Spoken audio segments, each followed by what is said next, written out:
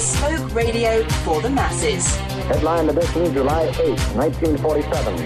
The Army Air Forces has announced that a flying disc has been found and is now in the possession of the Army. If the game is rigged, change the game. Game changer. I occasionally think how quickly our differences worldwide would vanish if we were facing an alien threat from outside this world. This is Fade to Black with your host, Jimmy Church, on the Game Changer Radio Network and KGRA, the Global Radio Alliance.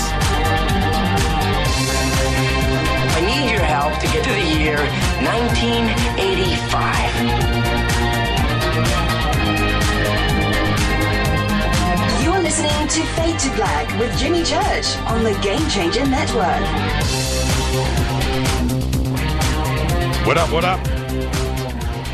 It's Thursday. This is Fade to Black.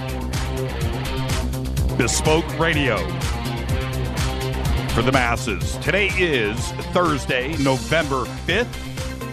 310 days in the new year, 55 days left. For KJCR and the Game Changer Network and KGRA The Planets, I'm your oh so humble host, Jimmy Church. And tonight, we have very special guest, Doug Taylor, and the magnificent civilization of Atlantis.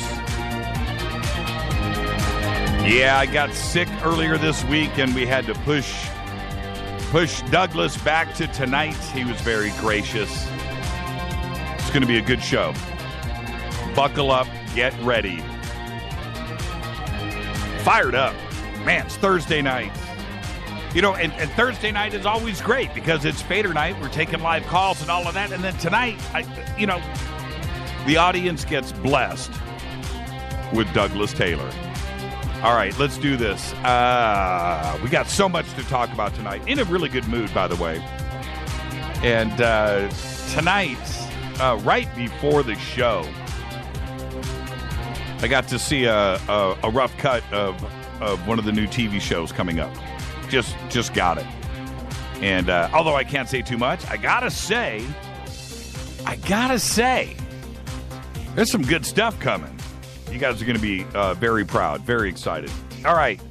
With that, last night had an earthquake, and I was reminded, I'd forgotten about it, and that just goes to show you how it runs here in Southern California. And the way the valley is set up, now just imagine, just picture this in your mind's eye. You got a set of mountains on your left, set of mountains on your right, I don't know, 20, 30 miles long, and in the middle of those two mountains are a bunch of little towns and cities. And in those towns and cities, you have, on one end of the valley, our end of the valley, you have Studio City, Toluca Lake, Burbank, Sylmar, and then as you go west, immediately west, North Hollywood and Van Nuys, and then it just goes west in a big, long line. But up against the edge where these two mountain ranges come together, you have Burbank and Sylmar and a bunch of towns on the eastern side of the valley. Okay, and it's just a long stretch. Just imagine, the valley probably is 5 miles, maybe 7 miles tall, right? And then maybe 30 miles long. So just imagine like a rectangle or an oval in that like a disc shape, okay? That kind of shape. And then there's 20 or 30 little towns in this valley. And even though they call them towns, it's called the valley. Okay? Now, off to the east, okay, on the east side of the valley is where we are, Burbank. And last night we had an earthquake that was centered right here. Now, so I was up, I was reading, I was studying and prepping for the show today for Douglas Taylor. And boom, earthquake. And what the funny thing about it was at that very moment I heard, sleep with the bedroom windows open, and I had heard like a truck roll by. So I thought this is how In any other city in America, everybody would have been woken up. It would have been on the news, and everybody would have been talking about it. But this happened last night, and when the truck rolled by, at that very instant, right, the earthquake happened, and it shook. Rita slept through it. Dogs did not get up off of the floor. Nothing, there was no reactions from anybody. And I said to myself, that was a big truck. But it turns out we had an earthquake last night, and it shook pretty good. I mean, it did. It was loud, and even though it was a 3-pointer or whatever, it was apparently very close to the surface because it did shake, and it did make noise, and it was pretty loud. But Rita slept through the whole thing. Didn't bring it up this morning, talk about it at all during the day. I doubt that it even made the news. So there you go. All right. And so it was pretty exciting. It was pretty exciting. I was just watching K28 talk about it and in Twitter. You can follow us on Twitter, by the way, at JChurchRadio. That's what you do. Hashtag F2B. And K28 is tweeting like he's making it sound like, and I understand, but he's making it sound, I mean, you know, his bed moved. Well, it might have. I mean, it just depends. And where he lives in the valley, I don't know where he lives, but he has told me approximately where he lives. Maybe he was closer to the epicenter or whatever. Maybe his bed did move. Maybe it was a poltergeist. I don't know. All right, let's get this show cracking. I want to remind everybody that a week from tomorrow is Friday the 13th. I will be hosting Coast to Coast, and it's going to be a Friday the 13th special. Going to have open lines. And my guest next week will be Tracy Twyman. And we will be talking about the history of Friday the 13th, the number 13, the Knights Templar, and why bad things go wrong on Friday the 13th for everybody. All right, so that'll be next Friday, Coast to Coast. And then the week after that, of course, we have Thanksgiving coming up.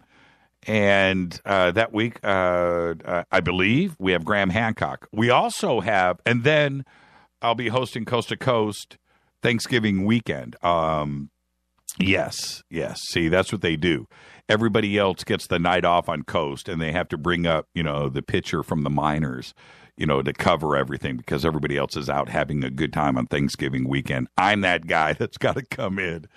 I'll be hosting Coast Friday and Saturday, the 27th and the 28th, I think. Friday and Saturday. So there you go. We got a great month lined up. And then November 30th, the week after that, will be Q&A week right here on Fade to Black. And Monday will be Vahan Setyan. Tuesday, Michael Lee Hill. Wednesday, Leo Zagami. Thursday, some dude named Jimmy Church. And it will be our version of the AMA. Hey, nobody... by the way, I want to see this in Twitter. I want to see this light up in Twitter right now. Is AMA copyrighted? Can we use AMA? Can we use AMA? Is that copyrighted? Does somebody have that trademarked? Check that out. I just want you guys look that up. I'll be watching Twitter. Let's get to it. Yes, Alien Snowfest. I got an update on Alien Snowfest, and I cannot wait. Cannot wait. You guys have no idea what it's like to be hanging out in Big Bear, California. The Christmas card that you got from your grandparents when you were a kid, and it showed the Santa's Village with the lights in the windows and the warmth and the snow and the fun and that is Big Bear. I cannot wait. It is just awesome. Hot chocolate and snow and aliens. That's what I'm talking about. They have a new special. Okay? Now, it is George. It is Jason. It is Linda. It's Stanton. It's Micah. It's Barra. It's Chase. Okay? It's Dolan. It's Marshall Klarfeld. Got to use two names for Marshall. Craig Campobasso and his new film. Okay? And so the new special is $199. If you got in October for $179, good for you. And I know that a lot of you did. But now it's $199. Go do it. It's coming up. It's only two and a half months away. And I cannot wait. All right. Conscious Life Expo. Tonight, Douglas Taylor is going to be on with us, and he will also be speaking at the Conscious Life Expo right after Alien Snowfest, and that will be February 19th through the 22nd. We will have all of that up at jimmychurchradio.com on the future events page, and there will be a link and a banner for Conscious Life as well. So you can go and get your tickets and get set up for that. That is at the LAX Hilton. We have a full weekend booked there too as well, and it's going to be great. So looking forward to seeing everybody. And that's what you ought to do. Make it like a 2-week vacation. Just come out to Southern California, wing it up to Alien Snowfest, come back down, hang out at Venice Beach, go see Hollywood, go over to Universal Studios, go watch the Miami Vice Action Spectacular. You know, go do all of that, and then go to the Conscious Life Expo at the LAX Hilton. You will get everything that California has to offer if you do that. All right, let's go. Let's get this show cracking. I'm fired up. Douglas Taylor is here tonight. Let's get this show cracking today. Canada's finest. That's right. Bryan Adams is 56 years old. Bryan friggin' Adams. And last night we were talking about the greatest metal guitar players, right?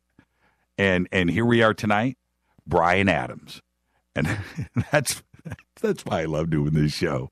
You guys get to see the real me. How can you do that? It's because I love music. I do. And Bryan Adams is the man, 56 years old.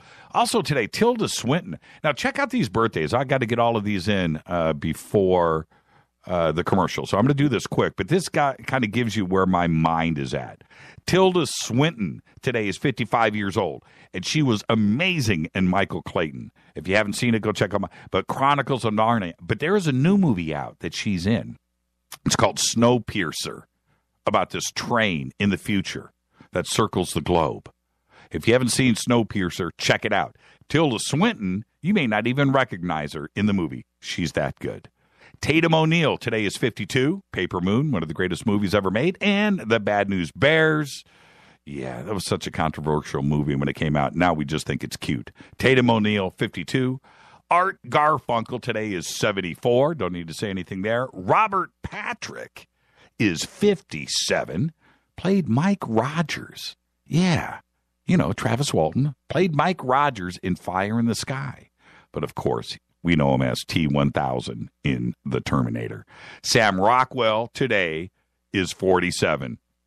Of course, you know, he stole the show in Galaxy Quest. But there's another movie out. If you haven't seen it with Sam, it's called Moon. It's one of the most disturbing, well-made, well-written, well-shot sci-fi films ever. Sam Rockwell today is 47. Our dead guy's birthday today is Ike Turner. 1931 to 2007, died at the age of 76 right here in Southern California. And I'm not going to go into the Ike Turner story because he was a talented musician, a troubled man, talented, troubled man. And there's just no reason to go there. Happy birthday, Ike. You delivered. Okay? All right. Twitter. Let's light this up before we head to commercial. I have to do this. The best Bryan Adams anthem. Because nobody sang a chorus like Bryan Adams. Think about it. He's sitting in the studio. Bryan Adams goes, the chorus needs to be bigger. It's got to be bigger. It's got to be big. It's got to be huge.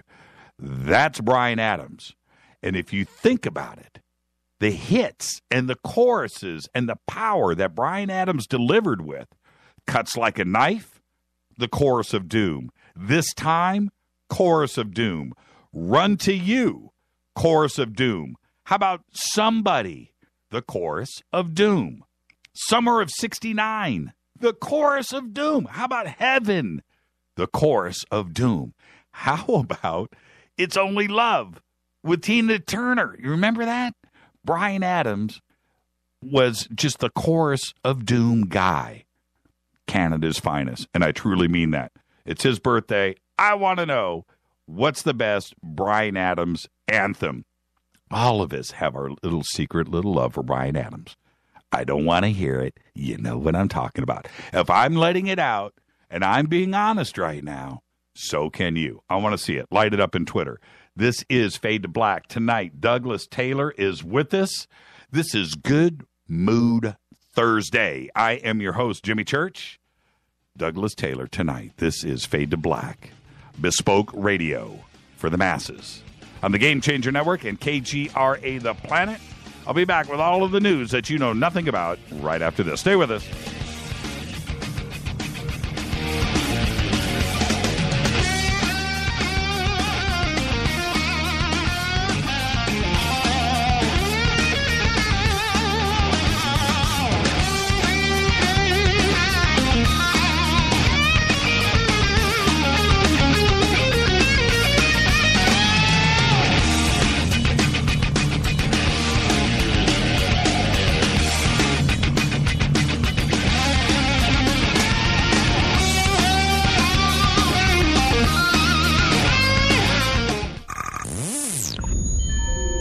You're listening to Jimmy Church, Fade to Black.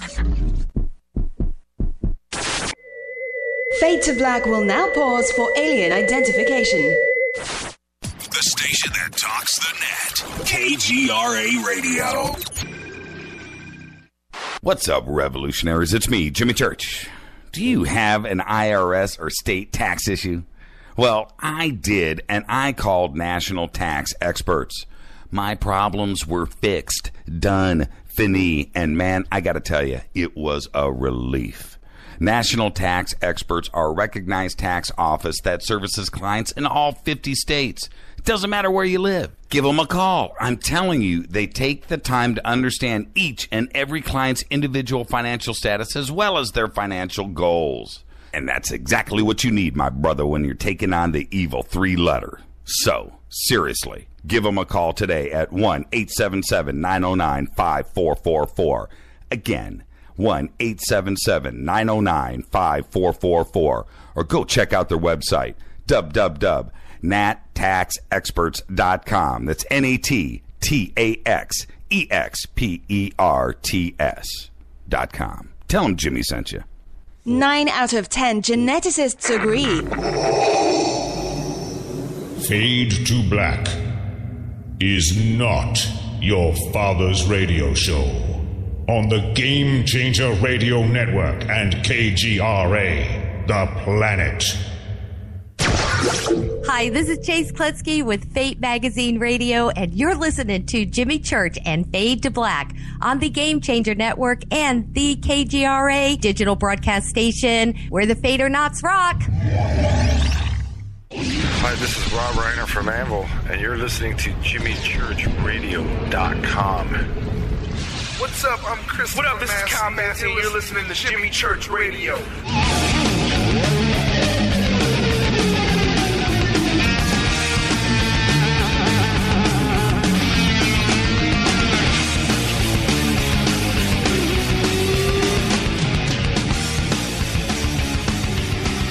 The word of the month is, I'm still waiting for a winner. All great submissions. Got email today. Hey, who won? You gotta make me laugh. Somebody that stops me in my tracks. You know what to do.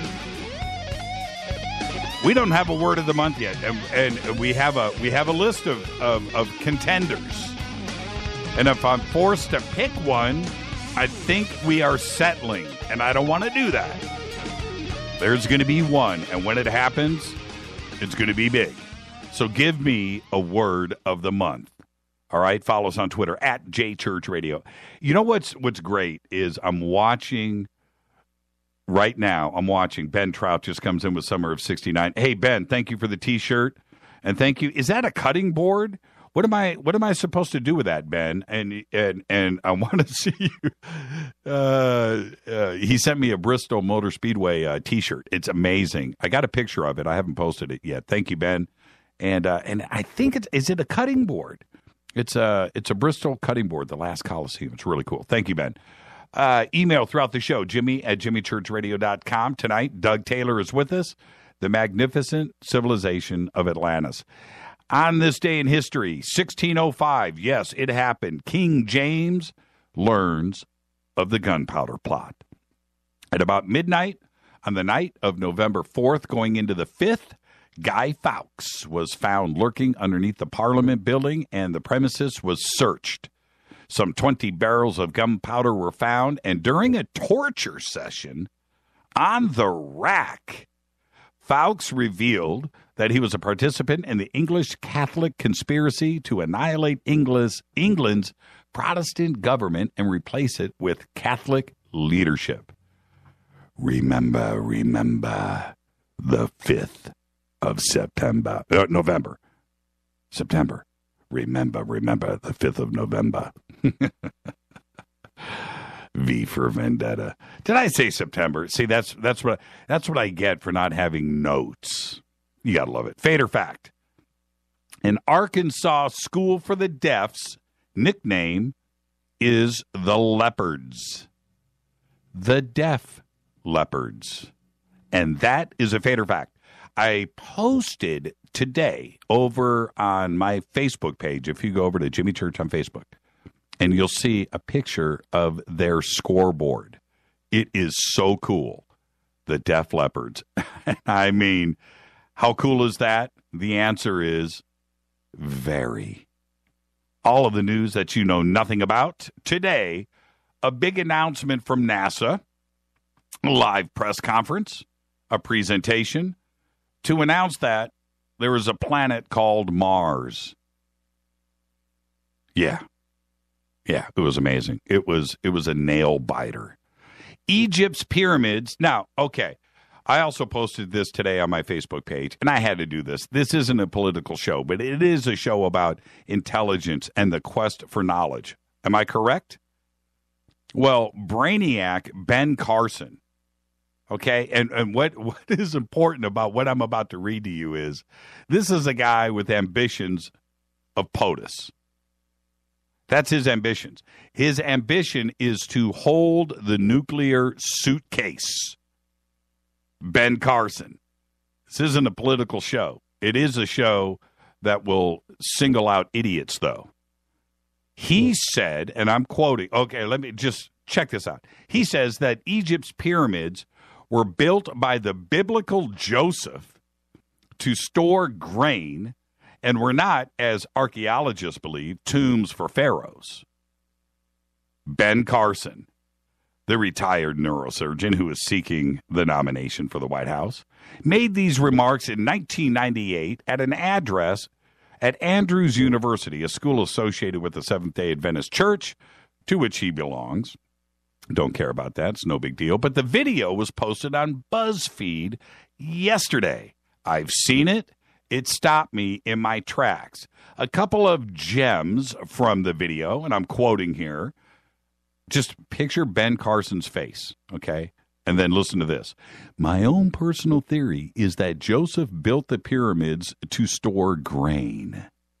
Now, asked yesterday if he still held these views, Carson told CBS News, and I'm quoting, yes, it is still my belief. Couple of more quotes. And when you look at the way that the pyramids are made, with many chambers that are hermetically sealed, what? And they'd have to be that way for various reasons. And I'm continuing here, quoting.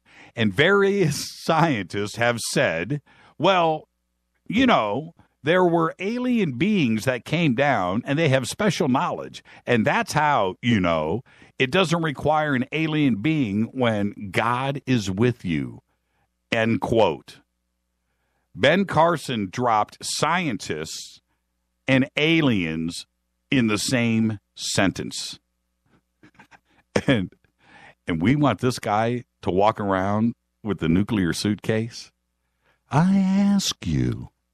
Ozzy Osbourne is expected in San Antonio today to visit the Alamo after peeing on the site some 33 years ago. I will never forget that news when it broke. As we all know, the Prince of Darkness was banned from the Alamo for life on February 19th, 1982, after being on the Alamo, which was constructed in 1939. He peed on the Alamo cenotaph, which was constructed in 1939 to honor 189 Texans who died at the site. However, the original ban held for only 10 years because he returned in 1992. Councilman Roberto, this is where the story gets a little funny. Councilman Roberto Trevino made the announcement last night and said Osborne plans to visit the site with his son today, along with a video crew from the History Channel. Trevino offered limited details on his arrival because they want to keep the event low-key. Now, how do you keep the event low-key? By doing a press release and having History Channel show up with a video crew with the Prince of Darkness. How is that low-key? I'm just saying. That's the way my brain works. The House of Representatives approved a highway bill today with 6 years of policy directives, but only 3 years of funding. I guess this is comedy news tonight. That's what it is. This is funny news. The bill approved on a 363 to 64 vote, and it must still be reconciled with a similar Senate version that was approved earlier. The House bill authorizes $325 billion in spending for the period, but that level of funding is only for the first 3 years. Somebody explain to me how that works. I'm just saying. All right. Now, good news. Check this out.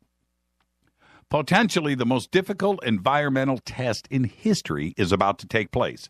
Scientist Dr. J. Marvin Herndon, Renee brought him up last night if you remember, along with 2 volunteer environmentalists from the National Crime Scene Cleanup Association, are setting out to find conclusive evidence about the existence of chemtrails. Award-winning director-producer Michael J. Murphy is going to document everything. The Federal Aviation Administration will be granting waivers to allow the 2 pilots to surpass the current Guinness altitude record in a powered paragliding aircraft of 24,898 feet. With the state-of-the-art air monitoring equipment, the 2 pilots will be flying into the chemtrails at around 30,000 feet above sea level, battling winds of up to 100 miles per hour and temperatures around minus 70 degrees Fahrenheit. They're going to collect data that has never been collected before.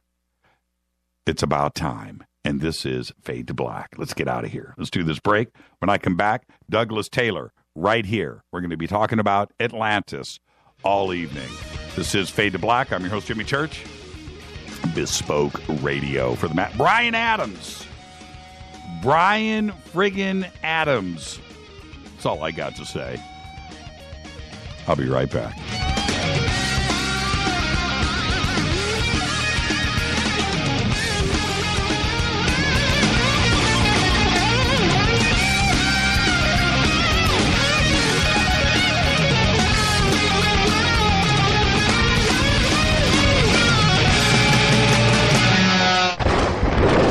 This is Fade to Black with Jimmy Church on the Game Changer Radio Network and KGRA, the Global Radio Alliance.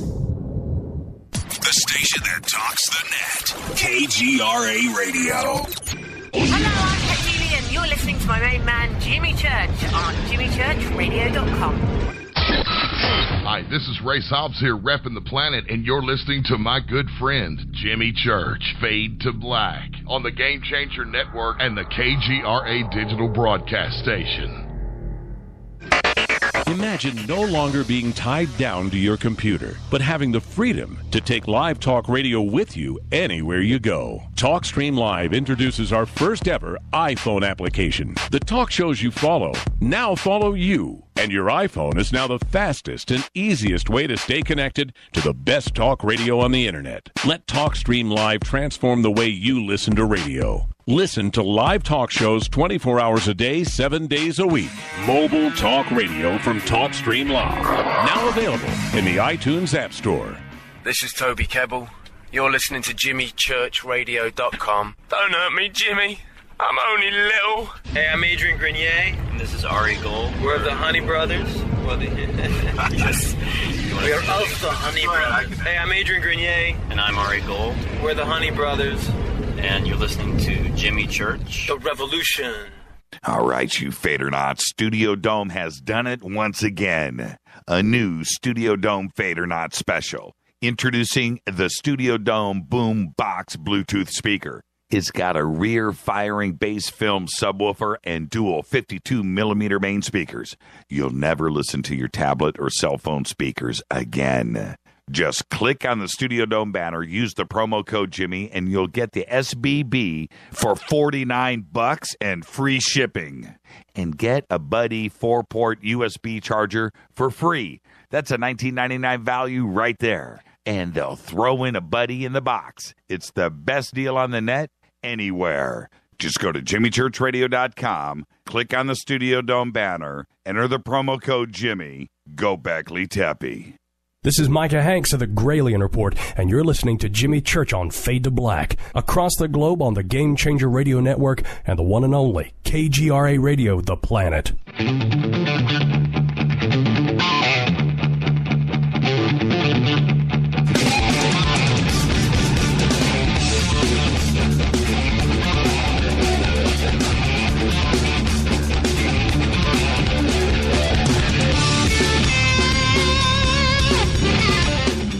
Welcome back, Fade to Black.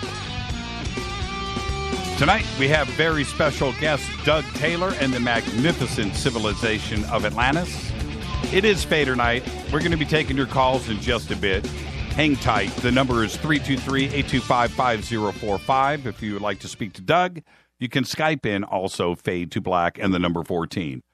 Author, teacher, and visionary artist Douglas Taylor has spent his life researching the unique and powerful lessons that are available through altered and transcended states of consciousness. He has come to the conclusion that all of the elements of your present personality are a relationship of past life experiences that continue to repeat the information that has been accumulated over a history of countless civilizations and lifetimes. His website is solicjourneys.com, and I would like to welcome to the program for the first time, but my good friend, Doug Taylor. Doug, how are you tonight? Oh, I'm doing great. Thank you so much for inviting me on your show. Yeah, thank you, Doug. And first off, before we get started, and you know, I know that you listen to the show, but you get the first-time guest disclaimer tonight. You know, it tends to be an honor, right? But the disclaimer is it's just you and I sitting on my couch having a conversation amongst friends. Where we start, we start. Where we end, we end. We're going to end as friends. You ready, Doug? I wouldn't have it any other way. Absolutely, absolutely.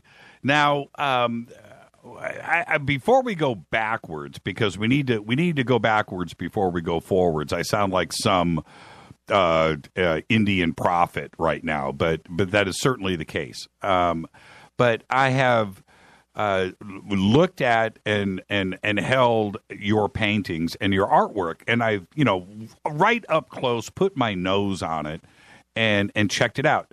When did you know that you had a talent like that to paint like that?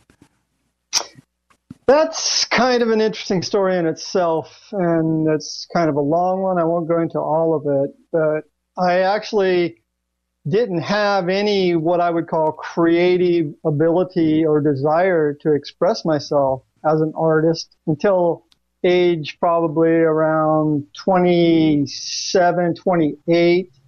I'd had an experience when I was in the Caribbean island of Puerto Rico, and the experience itself was pretty fascinating. I was actually psychically taken on aboard starship and communicated with 7 beings inside the ship in a way that I had become somewhat familiar with, as far as the fact that we don't actually live in this body. We are just occupying the physical as a means of gaining experience in this physical world. So that's already too much part of the information. But anyway, after this experience, I began to desire to express myself creatively. When I came back from that particular surf trip in the Caribbean, I began drawing waves and I began drawing UFOs, something I had never had any association with.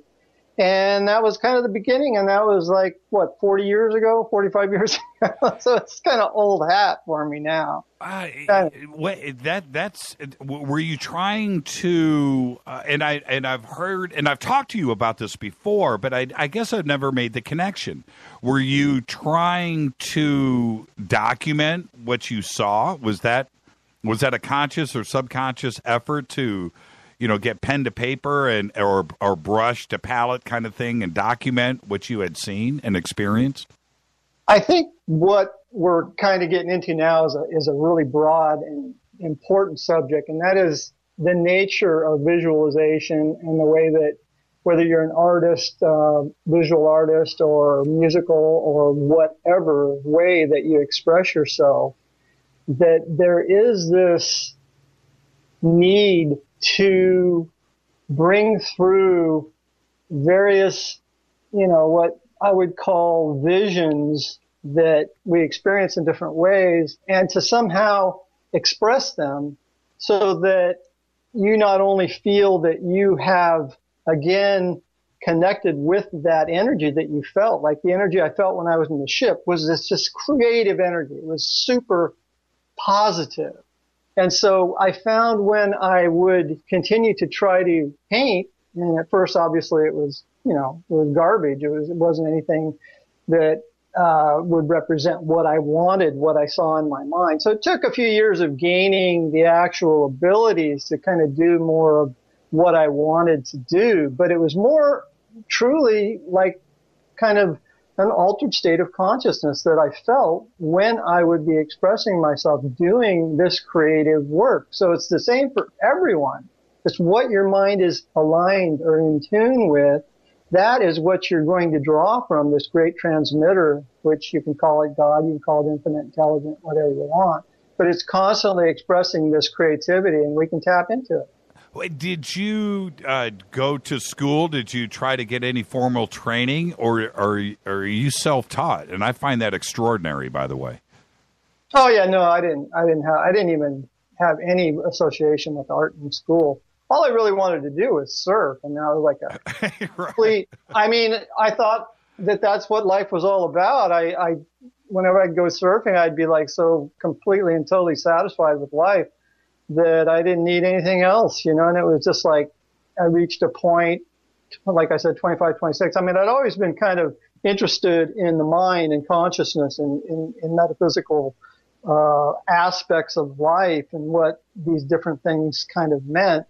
But, surfing just gave me that sense of being a part of such a wonderful and peaceful state of mind, being in tune with it and nature and the whole relationship and the excitement of it, that, that's kind of all I really needed. But I got to a point where all of a sudden that didn't fill the void. It got to a point where my life expanded and I needed to fill that with something new.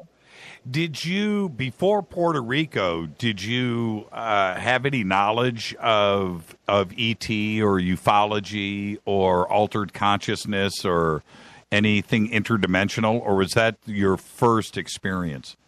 No, I'd been studying probably since the age 16, maybe. I first got into yoga, which was sort of a kind of a minor aspect, more like hatha yoga, where you're doing different postures. I was very much into kind of a health nut type personality, and I'd be a health nut one week and then I'd be smoking pot the next. So, it kind of faded back and forth between those elements.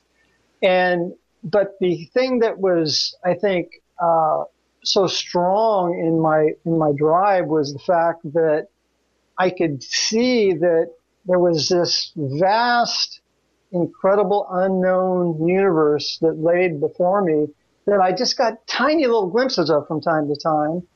And when I was in that ship, I got a glimpse of it just from the experience, and I'm not trying to, sometimes when people talk about experiences, it sounds like such an ego trip, that they're just trying to blab on and on. And so if I sound that way, then, I got to cop out to it. I got an ego, but it was more of the experience. What did I gain from it? So that's really the importance, is what am I gaining from this experience? And as I carried on, I eventually began, through a long history of education, of reading books on different philosophies, different religions, the Seth Speak books, the Carlos Castaneda book, the autobiography of a yogi books, some parts of the Bible, although the Bible never, or Christianity never really struck much of a chord. I think you were talking about that guy that's running for president. I'm not going to talk his name right now because I don't really feel like he deserves it. Right. Well, tell me, let's go back to Puerto Rico. I want to start there before we jump into Atlantis and other aspects of all of this. Let's talk about what happened in Puerto Rico, because you and I had done a seminar together. Man, I'm trying to think. It was probably about a year ago, and I sat fully engaged with your presentation, and I was pulled in. And so I want to go back and try to revisit that for our audience and have them experience exactly what happened in Puerto Rico, because it is significant and it's a life-changing event.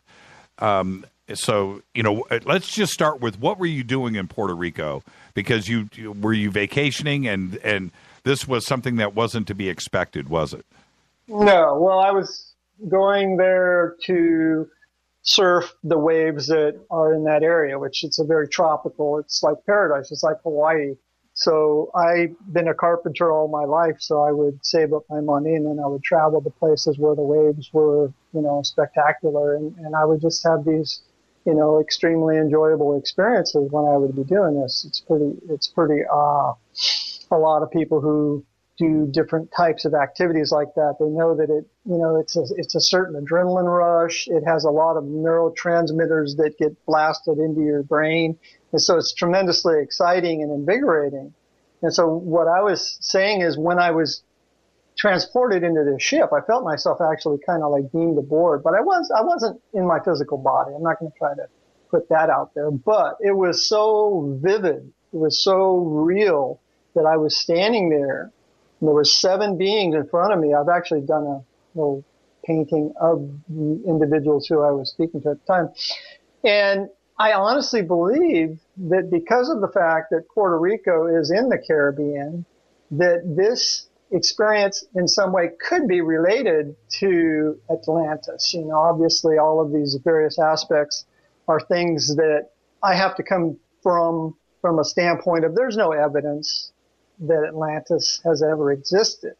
But there's no evidence that there's life on other planets, supposedly, either. There's no evidence of a lot of different things, that it's just a matter of time before the evidence shows up. You could say the same for anything in history, Right. So, yeah, I believe it's just a matter of time before, when you think about the people on our planet, it's like, I hate to kind of go off on a tangent, but I can't help but say this after hearing you talk about that character earlier. It's like fear of death. It's really the bane of humanity. Everybody's terrified of dying. So it's like a huge number of the population of our society believe that some gigantic white-robed Santa Claus living in the sky is going to redeem them like trading stamps when they die and resurrect their physical bodies in some fanciful heaven where they will live happily ever after, so to speak. And, that whole concept to me is so ridiculous that it doesn't even really register in my mind as being something that anyone other than just some childlike mind could even begin to think would be a reality. But there's a vast population of this planet that believes that.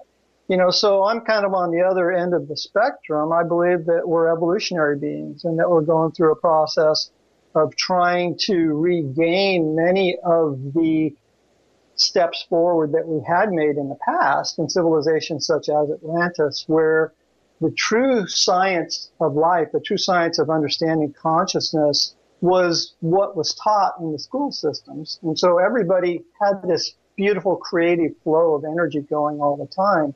And so I began to connect with mine at that point in time when I met those individuals in that ship.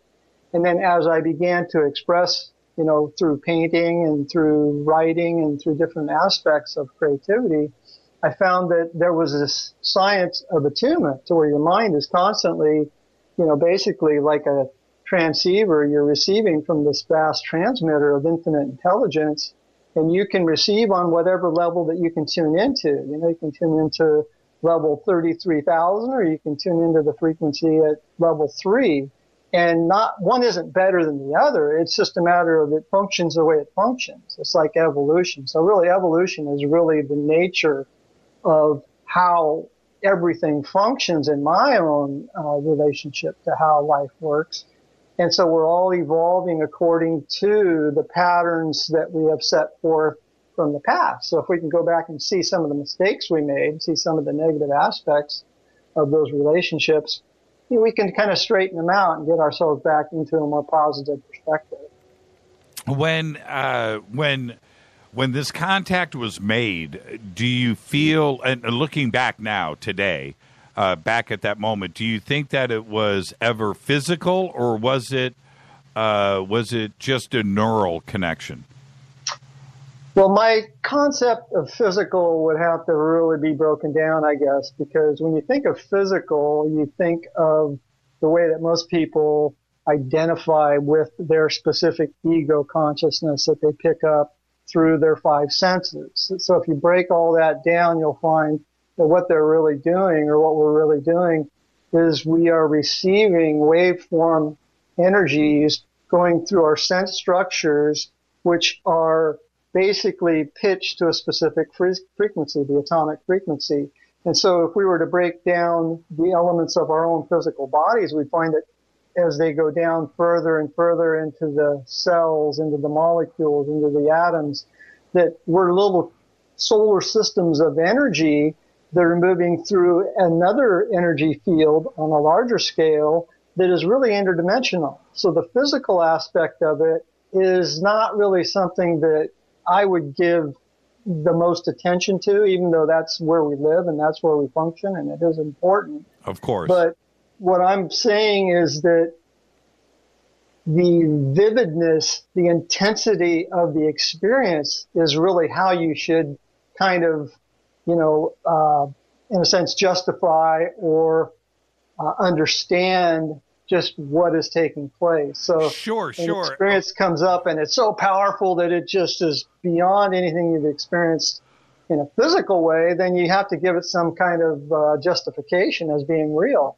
Yeah, exactly. And when you're in that moment, is it vivid enough to the point where you could almost walk around in a 3-dimensional sense, or look at the physical aspects of where you are at and see the details of it?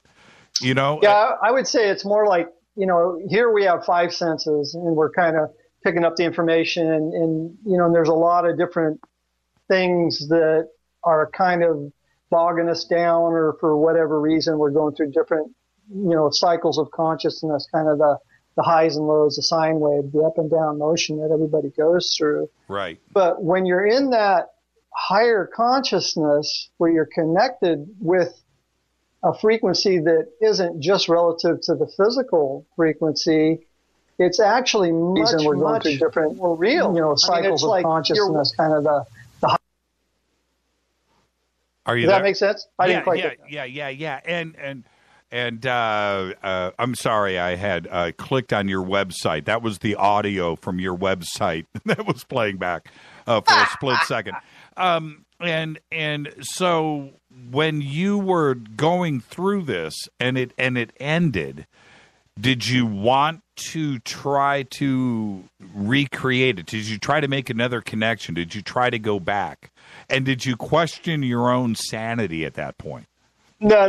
When I was leaving, it was like the most beautiful, positive thing that had ever happened to me. And I'd been surfing, thinking surfing was the whole, reality of life being the most positive thing you could ever do. And this was far beyond that, because it kind of just opened up an entire new avenue of the possibilities of consciousness, of what really is out there and what we can experience. And so it kind of gave me a push to move into that realm. And I found that, as I continued on, I actually was becoming more sensitized. I was becoming my frequency was changing slightly. So instead of everything being wonderful all the time, like you would think it's going to be, as you raise into a higher state of consciousness, whether it's nirvana or whatever it is, I found that my life actually got kind of complicated in a lot of ways. I was having, experiences that not only would I go to this high positive state of mind, but I would also drop down to these lows where I would feel so weighted down by being in the physical body and not really knowing what the hell was going on, that, it became quite a test to keep yourself moving forward, keeping yourself positive about the fact that that this does exist on some future plane that you can reach if you're willing to put out the effort to do it. So it's all a matter of learning how your mind works and being able to function in an intelligent way, so that when you do leave your physical body, you'll be able to have enough knowledge to be able to swim in that atmosphere of pure thought. Yes, so that's sure. what we're talking about. Reality isn't this physical body. This is kind of like the dream that we're having. Right. Reality is on the other side. You come back out of that and you're feeling so great, and then you got to go walk past like a McDonald's and go, oh. Yeah, not just that, but all of the different, the things that happen in your life, well, that's what I mean. Losing somebody who you were really close to, that they pass over, and then you got to kind of go through the whole process of trying to understand, okay, I'm going to move on too. I'm going to die, and I don't have, it might sound like it, but I definitely don't have the answers. But I've learned through my own experiences about the reality of a lot of these other factors that I think the planet that we live on is very slow in kind of evolving into this knowledge. Shows like you are where it's happening at. Shows like the one that you're putting on, where people are open-minded about it. Well, and you didn't answer the second part to my question. I know, I forgot all about it. Yeah. Did you try to immediately go back? Did you try to get back to that moment? That's the funny part, because when I was leaving, I don't really want to go into it because I'm already talking about so much stuff that's not related to Atlantis, which the show is supposed to be about. But when I was actually in the ship, and after I had had this incredibly beautiful experience that I already talked about, all I could think in my mind, all that was coming through was, can I go with you? Can I go with you? I did not want to go back to, my life on the earth. I did not. I wanted to go with these individuals because the excitement, the enthusiasm, the just pure joy was so far beyond anything I'd experienced. And then when I went popping back, it was all crystal clear in my mind, and I was laying on my bed awake, just thinking about the whole thing. And of course, at that point, I was just totally excited, but then it kind of, they kind of fade away. But there was a lot of experiences after that, especially through continuing to educate myself about what that experience meant and how I could be in this ship with these individuals who obviously were on a much, much, much more advanced state of consciousness than anything I had ever been aware of. That it gave me the excitement and the desire to learn more and to learn how I could function on that level to some degree. Right. So creativity has been a great big part of that. We're going to be up against a break here in a couple of minutes, and then we'll jump into Atlantis feet first when we come back after the break. I just have one final question, and I do this with everybody, Doug, when we're talking about this type of contact or experience, because I want to live it with you, okay? And the question is this: what about smells? Did you smell anything unique? Was there anything about the beings? Was there anything about the atmosphere? Do you remember that part of the experience? I remember a clarity of consciousness that it's like, my normal state of mind would be like just weeds that are just growing through my head, just this heavy, intense pressure, which I'm which is the normal state of mind I'm in, so I don't notice anything unusual. And to have that completely cleared out to where your mind is just kind of like a clear picture of what your future can be, and it was something pretty spectacular. Yeah, I can only imagine. And now, and when you're back in this reality, right, and you're doing your day-to-day thing, is there anything that ever happens that you see or smell that reminds you of that moment and keeps you in check? Yeah, there's been many other things that are what I would say relative to that, because it all comes down to the frequency that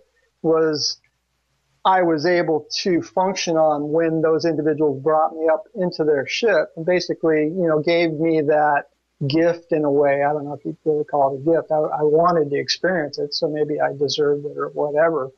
But to experience that and then to be in a position where, okay, I want to continue experiencing that. I learned that it's not something somebody can just do for you.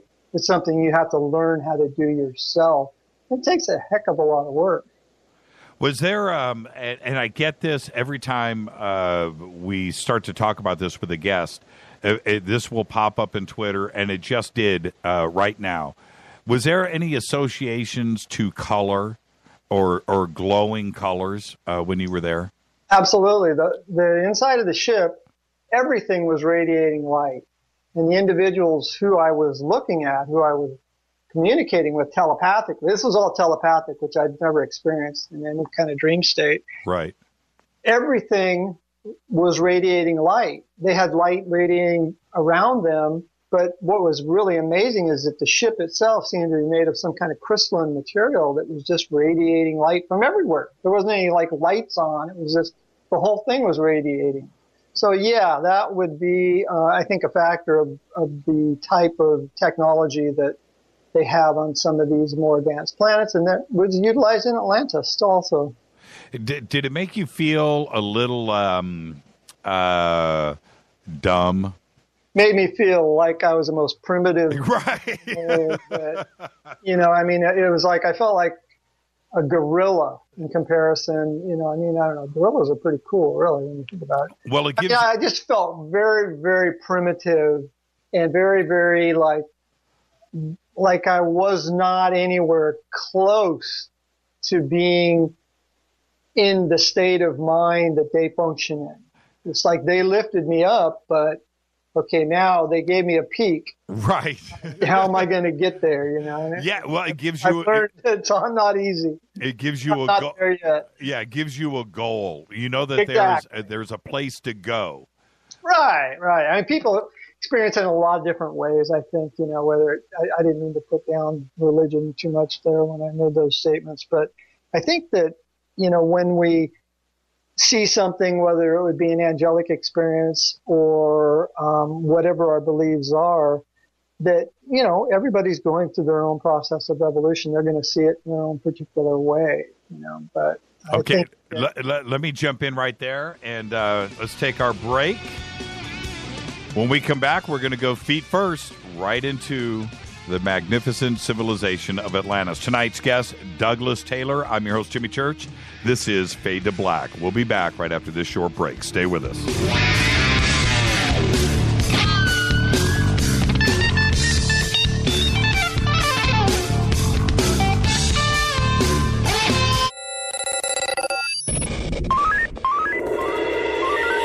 Way out here, we listen to Jimmy Church. You're listening to Fade to Black. Always on the edge of the hottest alternative talk. Jimmy Church with Fade to Black. KGRARadio.com. ¿Qué tal, mis amigos? Yo soy Mario Carson, el tiburón, y los invito para que escuchen a mi buen amigo Jimmy Church Radio. ¡Claro que sí! Did you ever turn to your radio for your favorite talk show to find that it's been preempted for this? In the air to deep right center. Back goes Lewis to the wall, and it's out of here! Or this? And I'm ashamed of you and Hillary for voting for it. Do you have a favorite talk radio program that's not available in your city? Just go to TalkStreamLive.com for links to the best streaming talk radio shows. At TalkStream Live, you will find live talk shows 24 hours a day, 7 days a week. All your favorites are here. With such a large selection, you will also discover some new favorites. On the go and still want to listen? With a mobile smartphone, simply type TalkStream Live on your internet browser. Now you can take internet radio with you. You will also find hundreds of music, news, and sports streams. Best of all, the TalkStream Live directory is free and there's never a login required. Remember TalkStreamLive.com, the fastest route between you and your favorite talk radio show. You are listening to Fade to Black with Jimmy Church on the Game Changer Network. Oi, oi, I'm Reese Evans. You're listening to Jimmy Church. This is Revolution. The revolution will not be televised. The revolution is on radio. Ciao.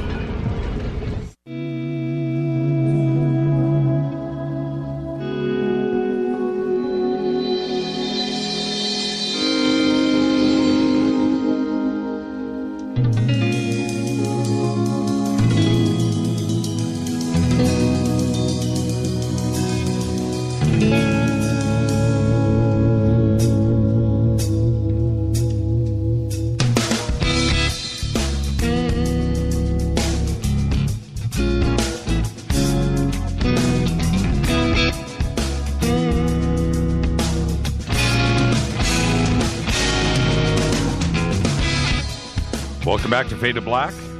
I'm your host, Jimmy Church. Tonight, Doug Taylor is with us. Unbelievable artist. We're talking about Atlantis, the magnificent civilization of.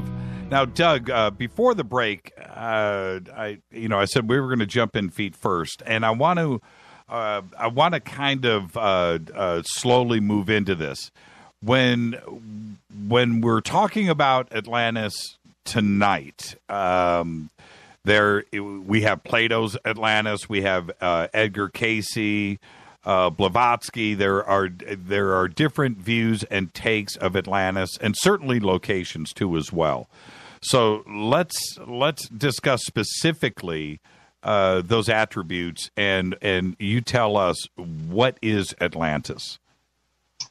Okay, well, to get more directly into really the meat of the subject, so to speak, on Atlantis, we'd have to, first of all, accept the fact that, like I said earlier, we haven't really found any definitive evidence that this civilization existed. So it's a matter of, like I was speaking about earlier, of being able to be intuitive and to be able to see in various dream states and in understanding your mind as being able to go back and re-express and reconstruct some of the events that have happened. And that's how I became knowledgeable about the subject. I began reading some books that I thought were the best ones I'd ever read. One was called Return to Atlantis, and it was put out by the American Academy of Science.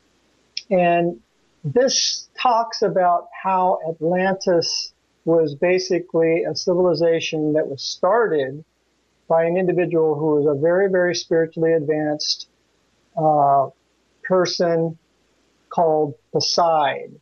And Poseid had incarnated into a group of people who were quite primitive at the time. And so it was a society that didn't have technology. It was very, very primitive. This would be about 80,000 years ago. And so Poseid had specifically come to Earth, incarnated into a physical body so that people could accept and recognize, that he was one of them. And in order to begin to develop the civilization. And so he actually was contacted by individuals from the star system, from the Pleiades, and through the processes that they had of being able to step up his frequency, they were able, through bringing him aboard their starship, to actually reinvigorate his mind so that he could in a sense, to evolve what might take, hundreds of thousands of years. He could do it in a matter of one lifetime because he had that development. And so he was really, King Poseid was the actual individual who began the civilization of Atlantis, along with the help from these individuals from the Pleiadian planets, who also helped to found the cities around the planetary system of the Pleiades that these more advanced spiritual teachers came from. And so they came as a means of developing a society to help the people who were on Earth, the Earth planet at that time, who had basically kind of lost their way to a certain extent. What point in the timeline was this? Do you have was there a specific date? Yeah, this would have been about 80,000 years BC. I got you. 80,000 years ago. That's when it would have first started. And the end of Atlantis would have been right around 14,000 BC. And that would have been when it was actually a combination of the warring factions who had been basically formulating ways and means of taking the power from the teachers who were the more advanced beings who everybody should have been listening to. And as they were able to steal specific spaceships, and literally the grid of the technology at that time was set up with pyramids that were able to produce this vast power. Everything was wireless. And so, and to make a long story short, these spaceships actually disturbed the fields that all of these power grids were functioning on. As the planet would orbit, it was able to actually pick up the electromagnetic fields and turn them into a energy that could be stored within these pyramids. And the pyramids were covered with a specific material that would allow it to, in a sense, recreate a certain type of electricity or a certain type of power that could be utilized throughout all these different cities. There were 7 cities at this time in Atlantis. There was also some cities in India and in China too at the time. So as this war broke out, these people were vying for power, and as the grid of those particular power towers, like we're talking about a 1,000-foot pyramid, right? As those were beginning to be hit by the various beam weapons that they had, it created this tremendous influx of a disturbance that unbalanced the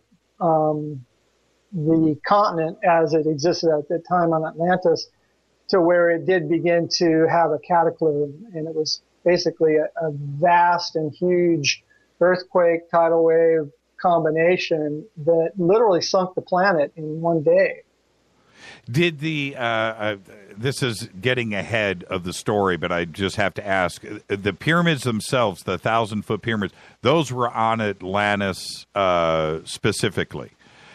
Is there a relation to the pyramids in Giza, which are half that size? They're 400 feet tall. Yeah. There's a definite relationship with the pyramids that you see, both in Mexico. You'll see them all over the world. In Asia, they have some. China even has some pyramids. Sure. Oh, they even got one in Las Vegas. Yeah, they do. Yeah. I don't want to go there and play in that one. You might lose some money. But, the pyramids were something that were a memory in people's minds of this incredible splendor that had once existed. And so, they were, in a sense, trying to recreate it in different ways. But a lot of the knowledge had been lost as to what they really were built for originally and how they function.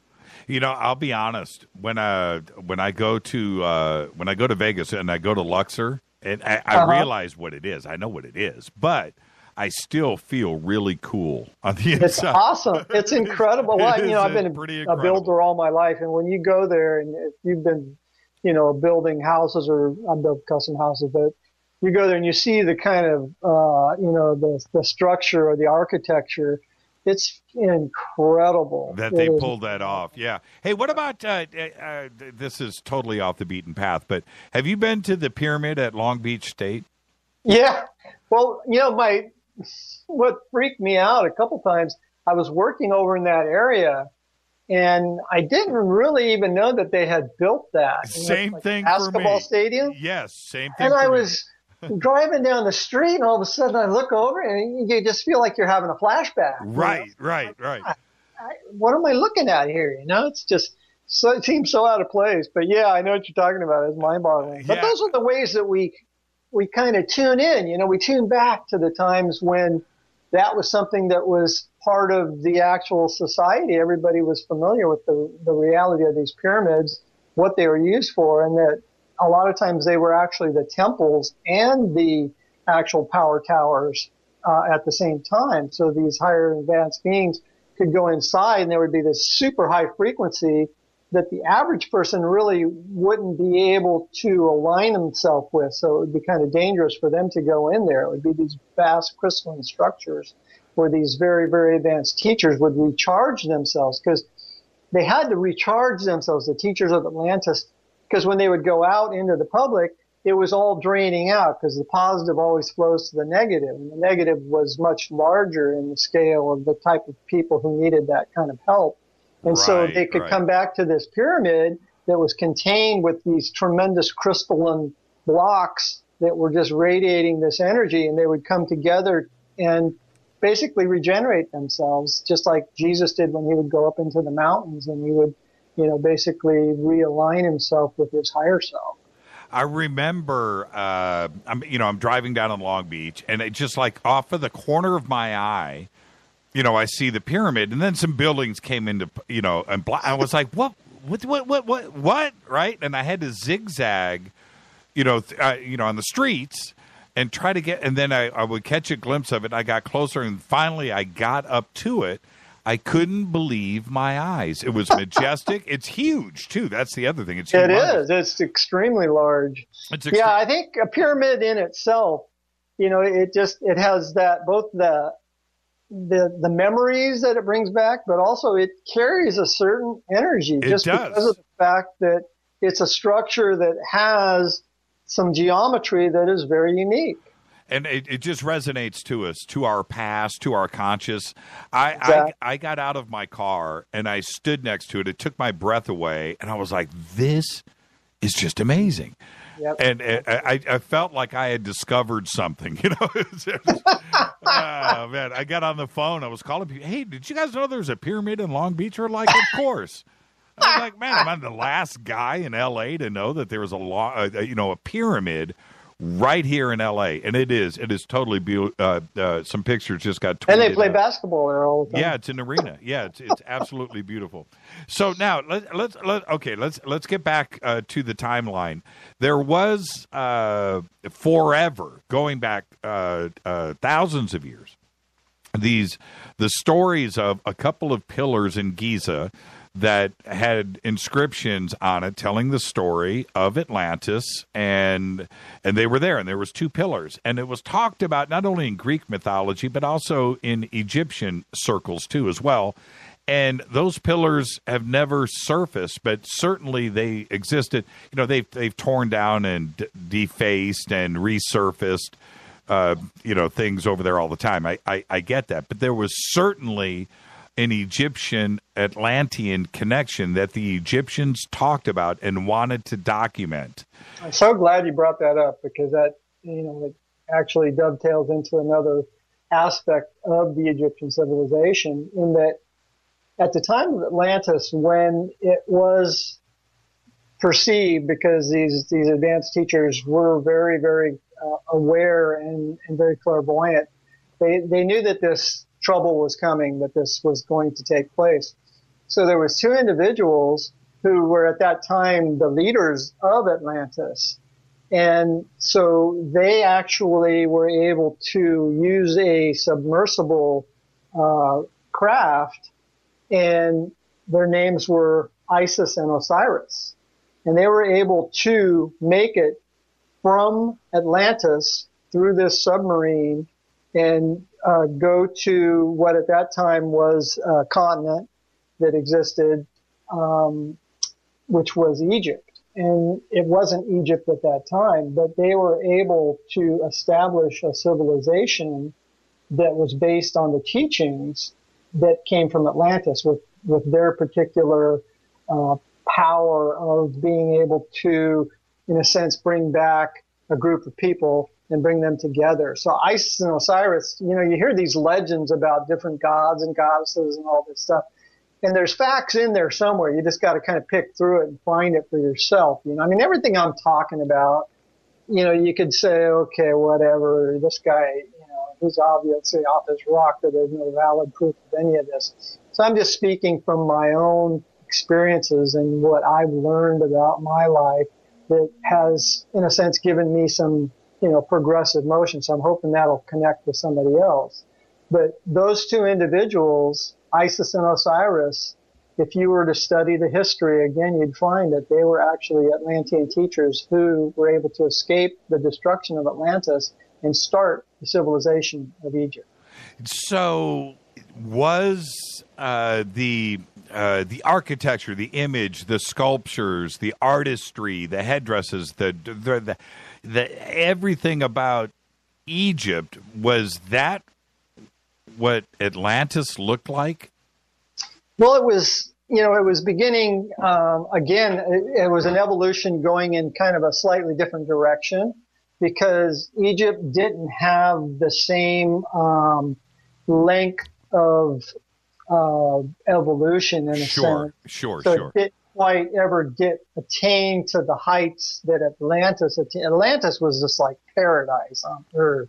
And Egypt, under those two, was a wonderful place, but they died in a pretty bad, horrible way, just again due to people who didn't want to know about the reality of the truth that they weren't necessarily the advanced individuals who they wanted to believe they were. It's kind of like the religious people that we have today who are out there and telling people send them money so they can heal them of their cancer. Okay, maybe that'll work, but it's unlikely. And so those are the people that you put on a pedestal, and they're the ones who want to break down the truth so that it can't, basically show them the reality of the fact that they're a hypocrite. Well, and that's the connection between Egypt and Atlantis is such an obvious one, in that Egypt started off in the very beginning, the very first dynasty, when Upper and Lower Egypt, everything they got going, they were at their peak. That's the crazy part. The best art, the best sculpture, the best build, everything happened early on, and then it just went downhill. And this immense amount of knowledge, of spirituality, of religion, of knowledge of the stars, math, science, everything, they had that from the word go. They didn't build up to it from a primitive state. They started in that state. That's a great observation. I never really thought of it, but yeah, that's my understanding, is that Isis and Osiris escaped Atlantis when it was being destroyed and started the Egyptian civilization, and then they were basically murdered by the priests who wanted to maintain the power, and who started the various religions where they believed in animal gods and all this other stuff. So there's a lot of different relationships that are so hard to really get through all of the BS to get right straight to the facts and the truth. So everybody's got to kind of do that for themselves through their own research. Now, but one more thing, just for a quickie, to connect this to another civilization, that there was an individual in Egypt much later on. This would have been, probably, I'm not quite sure, it would have been 2,000 years BC maybe, that this individual named Hermes Trismegistus who actually, again, a very, very advanced teacher who felt this call and had some of his Egyptian craftsmen, he was one of the teachers at that time, build these ships that actually sailed and began the Mayan civilization. So now all of a sudden you begin to start seeing how some of these things are related. And, it's very, very fascinating the way that these civilizations kind of repeat themselves. And there's the rise and the fall, and what's the rise? The rise is the awareness of the spiritual nature that everyone is a part of this great infinite force. Right. And the fall is when they start believing that the ego or the material world has somehow the greater force for what they're striving to become, because it doesn't have any real future. Everything in the material world eventually devolves back into the elements from when it was created, whereas the spiritual aspects are moving into other and higher dimensions. You had mentioned earlier, let's go back to the early history of Atlantis. It's been described a couple of different ways, and one of them was one view is that Atlantis was a military power, was a military machine, something to be feared. And they had technology for that. And then there's the other side that it wasn't about that at all. It was purely about consciousness and knowledge and moving forward. So was it a combination of the two? Because you had mentioned about warring factions and war. So what part of it is real? Yeah, that's all true. Just look at, if we kind of look at what our society is like today, just picture all those individuals that are in our society today, or at least a portion of them, and that same type of mentality would be going on. So these teachers are coming in, they're trying to help, and so there is this vast positive energy, but there's also the opposite. There's the negative side. Everybody has the positive and the negative side within themselves, and so the actual cycle of the evolution of those civilizations would go up and down. So there would be, this warring and this horrendous, negative, egotistical attitude that would have an advanced technology, which would be very advanced and capable of creating tremendous destruction.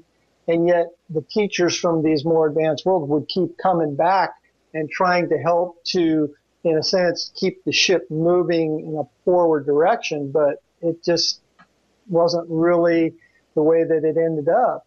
It ended up the way we are today. Look at where our civilization's at right now. Here's the $1 million question. With all of your vision of this and what you have acquired, where was Atlantis? Was it the Mediterranean? Was it in the Atlantic, or were the continents in different places with continental shift and drift? Yeah, I think that from what my perspective would be on the actual geology, I guess you could say, you would be going a fairly large continent, probably not too much smaller than the United States, that would be going through Spain, the Mediterranean, touching on the Caribbean, and then maybe even,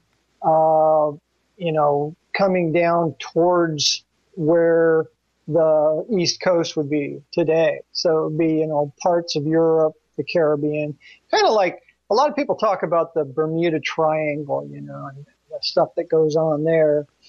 And so you could say that potentially is one of these crystalline power tower crystals that, as the Earth turns on its axis, that it actually at certain points, again, focuses out the energy that it was radiating in a positive way, but now it's all in a distortion. And so it can create certain problems for people. That's just one possibility.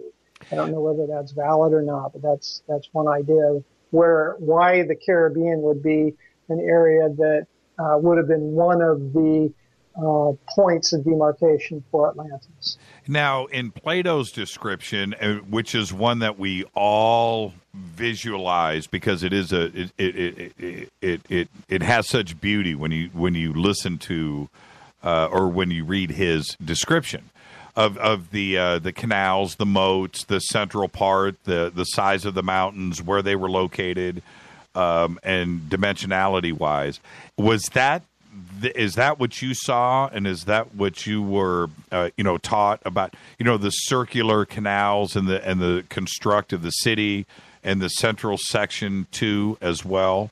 I think that I've found even in my own experience with building that when you build a circular structure, there's no corners, and so it creates kind of a unique feeling. I always enjoyed doing it, and so.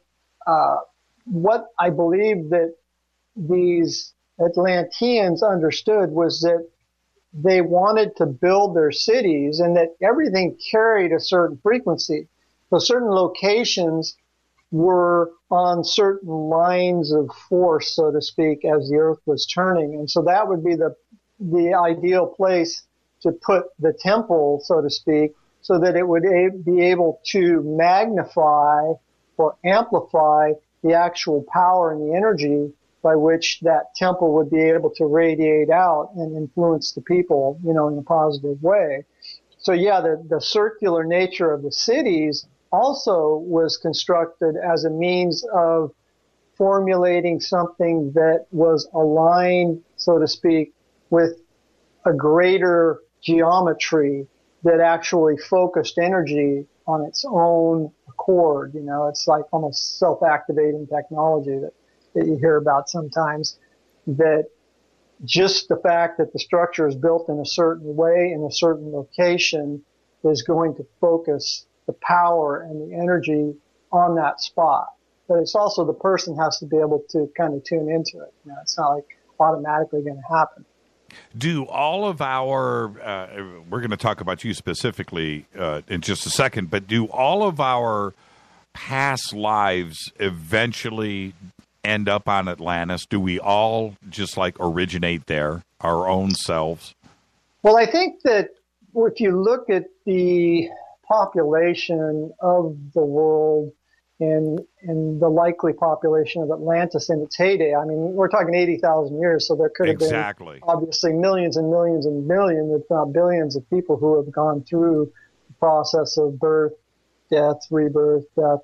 And so, I think most people on the planet today have some kind of relationship with it. And obviously, what's important is to understand that, we can actually, in a sense, bring it back into the forefront of our memories and see individuals like Nikola Tesla, who, was trying so desperately hard in his time to bring about this complete and total revolution of, power, being able to get wireless energy to be something that would be universally known. And so I think that is an aspect that is, as we're developing, we're getting the technology back. Now it's just a matter of getting the spiritual awareness as to how these things really work. And I think, it's coming about slowly but surely. And so take us back there, and with your own past life experience and how you got back to there and to that point, what did you learn about the structure there? What was the basis of day-to-day life? Was it education? Was it fighting to get ahead? Was there money? Was there angst? Was there crime? Take us back. Well, all of those things would obviously be true because it was just dependent on the particular individual and what was in their mind, what they were trying to accomplish, or the level of their development spiritually. So, as I recall it, there were these teachers, these super advanced teachers, who would, in every way, shape, and form, attempt to help other people with no desire for any type of reward of their own. So in other words, it was such a different state of mind than what we're familiar with. And it's like, what do I ever do that I don't expect some sort of reward? Or what do I ever do where I don't see myself as competing with other people? So they were completely and totally beyond that level of, of physical earth consciousness. They were functioning on this much, much higher frequency, and yet they could be pulled down. And so many of the more advanced individuals are the people that are functioning here. You are functioning as a individual who could have been more advanced, living in a much more spiritually aware state of consciousness, and yet have fallen back. So that's kind of the level of where we're at today, is that a lot of the people on this planet had been more advanced and had gotten bogged down. And that's where the past life educational therapy comes in that it's in those past lives where we've received these various shocks and these traumas. And that was taught in the school system of Atlantis, that you could, through understanding the psychic nature of your consciousness, see where these various shocks and blocks were at. And that's what, in my own life, that's what I've been able to do. And that's how my own creativity started to come about, because, I talked about that experience I had aboard the ship.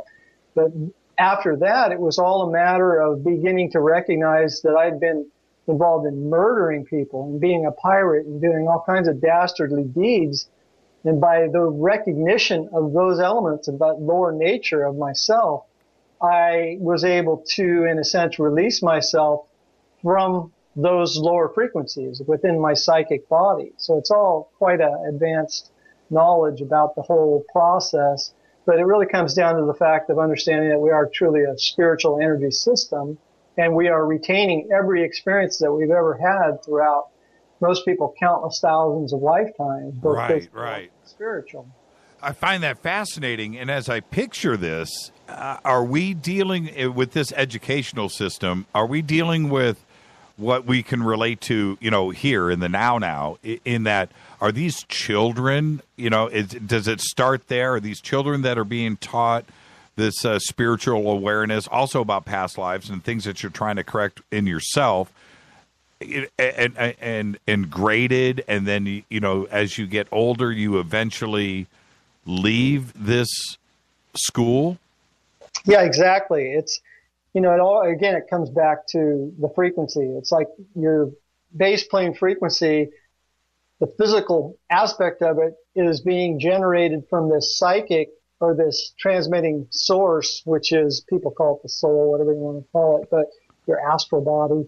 But it's actually made up of all these billions and billions of waveforms of every experience that you've ever had, and that those are radiating into your physical body. And so different cycles of time will come in, and you'll experience certain both negative and positive elements of those.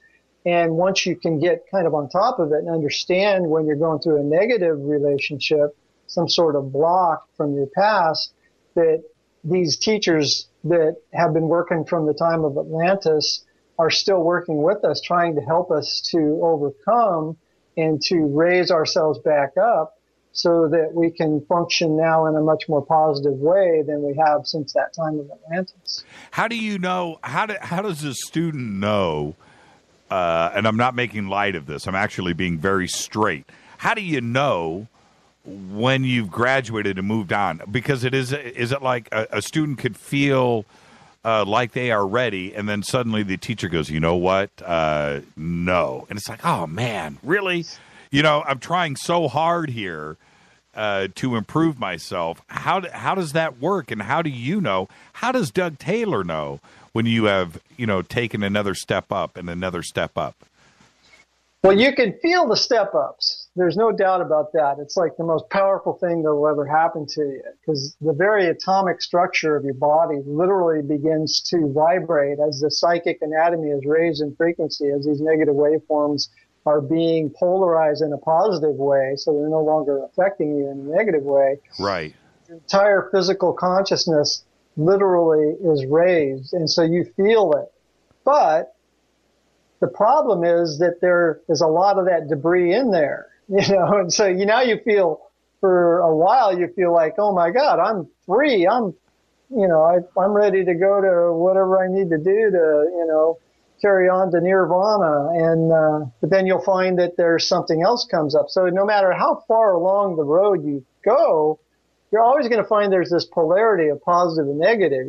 Even if you are able to function on a level where you no longer need to incarnate into a physical body to come back to work out these various negative aspects, even in that higher frequency, you're still going to be working things out ad infinitum. So there's never a point where it's going to cease to be another mountain to climb, another road to follow, another, higher level of frequency to be able to function. Exactly. And is part of that also people around you or negative vibes that are around you? Do you also have to cut that baggage loose too as well? Yeah, you kind of find that it falls away naturally, because as you begin to raise your frequency, you begin to kind of magnetically be drawn to people who are interested in the same things that you're interested in. And so possibly some of your friends that you had who you were basically kind of just reliving certain elements from your past lives, a lot of times that was your family and a lot of your friends, you won't have a rapport with them anymore. It's not like you have to be, a jerk about it or anything like that, but you just simply don't have the rapport anymore. And it's kind of your prerogative to move on and to move up, because then you're helping them too. You're helping everyone. As you progress yourself, you're helping everybody who's connected to you in every way. And how did they deal with that back in the Atlantean times? If there was negative parts of the population that just weren't moving forward, were they put on a boat and sent to Germany? No. You know what I'm saying? It was always, the free will of the person to be able to make the choice as to, whether they want to try and continue to move themselves forward or whether they're going to let themselves be caught up and follow kind of the easy road, so to speak, into oblivion. But that's kind of what each person had to realize, is that the real sense of peace of mind doesn't come from being happy or from having, the sense of security that you have enough money to last forever.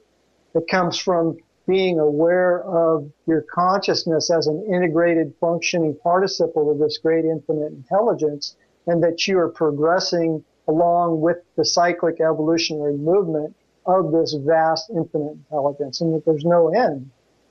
So that's kind of a abstract, aspect of understanding it, but that's kind of what's always intrigued me so much. Not that I'm there. No, none of us are there. And somebody, Allison just posted, Doug, she goes, when you think it's over, it ain't over anymore. Buck it up. You got to start over, right?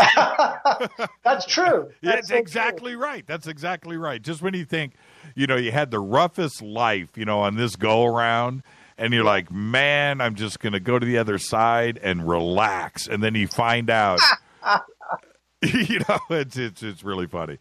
It takes a lot of tenacity to really be involved in a progressive development of consciousness, because you really got to be in there for the long haul. Because as soon as you rest on your laurels and you think, well, I think I've made enough progress now, I can go back and, start, go get drunk or whatever. Not that there's anything wrong with that. Nope.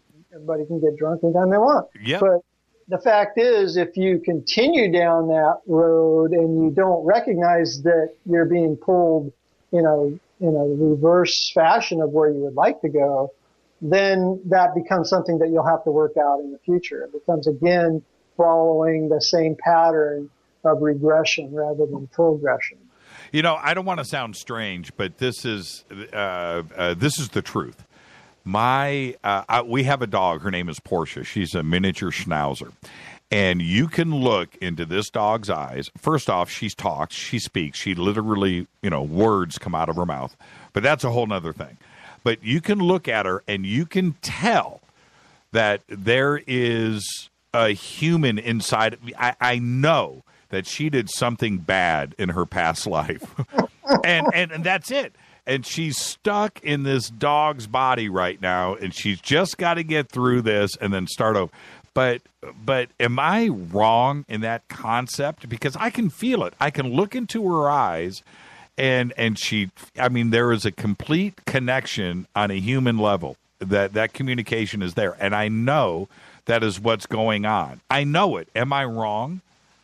Well, I don't know about your relationship between you and your dog, but my perspective would be that, the development of a human being through the evolutionary process is something that, it's basically very unique in that it's gone through a long, long history of incremental developments. And you could take it all the way back to some of the lower forms like that. But most of those lower forms, like dogs and the various animals, they're more, in my understanding, just connected with this infinite intelligent progression. So they're all moving forward automatically in a sense because they don't really have the free will to make the kind of decisions that we make, even though it seems like they do sometimes. But sure. That's my perspective on it, is that they're kind of already an automatic pilot moving themselves forward. And that's why we love our animals so much. And they're reacting according to, the elements of survival, the things that are a part of their particular makeup is the element of survival to continue. And we've given them an easy way to do that because we give them food, right? So they're not going to try to eat us. Otherwise, it might be a different story. But yeah, no, I understand what you're saying though. The personality of animals of all different types is never ceases to amaze me. We have a black cat that's just absolutely yeah, I've seen the pictures. I've seen the pictures. Now, the way that Atlantis, and I want you to help me with this, they had this balance between technology and spirituality and consciousness, and they were at one point balanced and harmonious. And somewhere along the line, that got out of control. And that is, I kind of feel that today with the way that we're dealing with things. And I think that we've realized that technology isn't always the answer. And I think that we're starting to pull back from that and trying to get back to a balanced way, that Mother Earth is not going to tolerate us going in this direction that we're going in for very much longer. And I think we're starting to understand that. Global warming, GMOs, you mess with Mother Nature, it's a bad thing. Is that what happened with Atlantis, and can we learn from that? Yeah, I think what we're talking about, again, is the rise and the fall of civilizations. And it's no different than the rise and the fall of, the waves on the shoreline. It's the process by which the infinite re-expresses itself continuously. And we're the ones that make the decisions as to how we're going to be a part of this whole process that's functioning around us. And so, yeah, it's just a matter of the rise was the epitome when the teachers were able to connect with so many people that everybody was able to function harmoniously. And then as the cycle would drop, there would be these horrible, negative situations, whether, at the time of Atlantis, we're talking about, a 75,000 year history. You can imagine there was a lot of ups and downs, just like there would be in any civilization. But, it did continue on. So it was given so much input from these spiritual teachers to try to maintain the beauty as a means of helping all the people who were coming into the civilization at that time. And so now we're in a society that, we have little bits and pieces of that, but it's broken and fragmented so much that it's kind of hard for people to really find their way into what, really could be something that's going to progress them other than, some kind of religious philosophy that gets drummed into their consciousness from when they're a little kid. And, but again, that's the perspective of each individual. It's the decisions we all make as we're growing up as to what we believe. I mean, my parents were Mormons, my mother would give me surfboards if I went to church, and I just did it just because I wanted the surfboards. And the church did not mean anything to me because it just seemed like it was just such a false facade of, people who were just kind of searching for some sort of security, and that's how they found it, I think, and that was going to be saving them from their final death. I've got a bunch of questions sent in from listeners here, so I'm going to go through these really quick as we head into the next break. Douglas, do you have any comments on the underwater military sonars that are killing marine animals? That wouldn't be an area that I would have any expertise in, other than my awareness of HAARP, and I think it, the relationship that it has towards the military. And that's all part of the downfall of civilization, right? I mean, that's putting the defense, the so-called defense, it's more like offense, the weaponry of war as being the main importance in some society. Again, it's a false concept. It doesn't really matter because, we all want to feel secure and safe, but, the United States has 10 times the budget of all the rest of the countries in the world combined. I mean, do we really need to have that sort of defense, as they call it?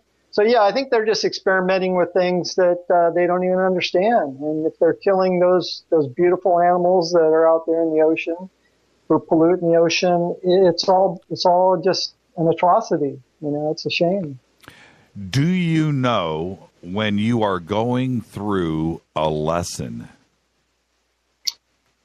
I think you're always going through a lesson, and whether you know it or not means whether or not you're aware of it.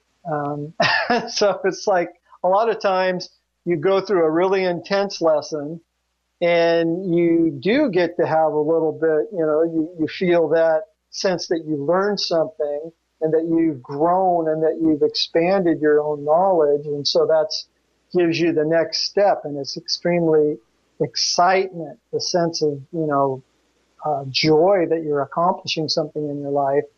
But there are lessons always going on that I think for the most part, we're not picking up on the fact that we're learning a lesson. You go to work, somebody's, harassing you or somebody is annoying you at work.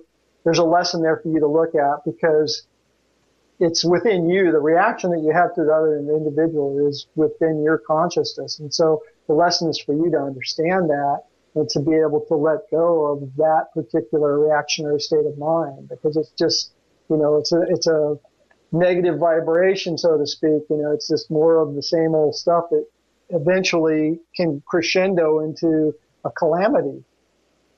What is the source of your Atlantis information? Is it the Emerald Tablets of Thoth? Actually, my main understanding about Atlantis came from the book Return to Atlantis, which is from the United Academy of Science. Anybody can look them up on the internet and find those books. I found them to be the most fascinating. And again, like I said, as I was reading them, I was transported to these places. That's how it became real to me.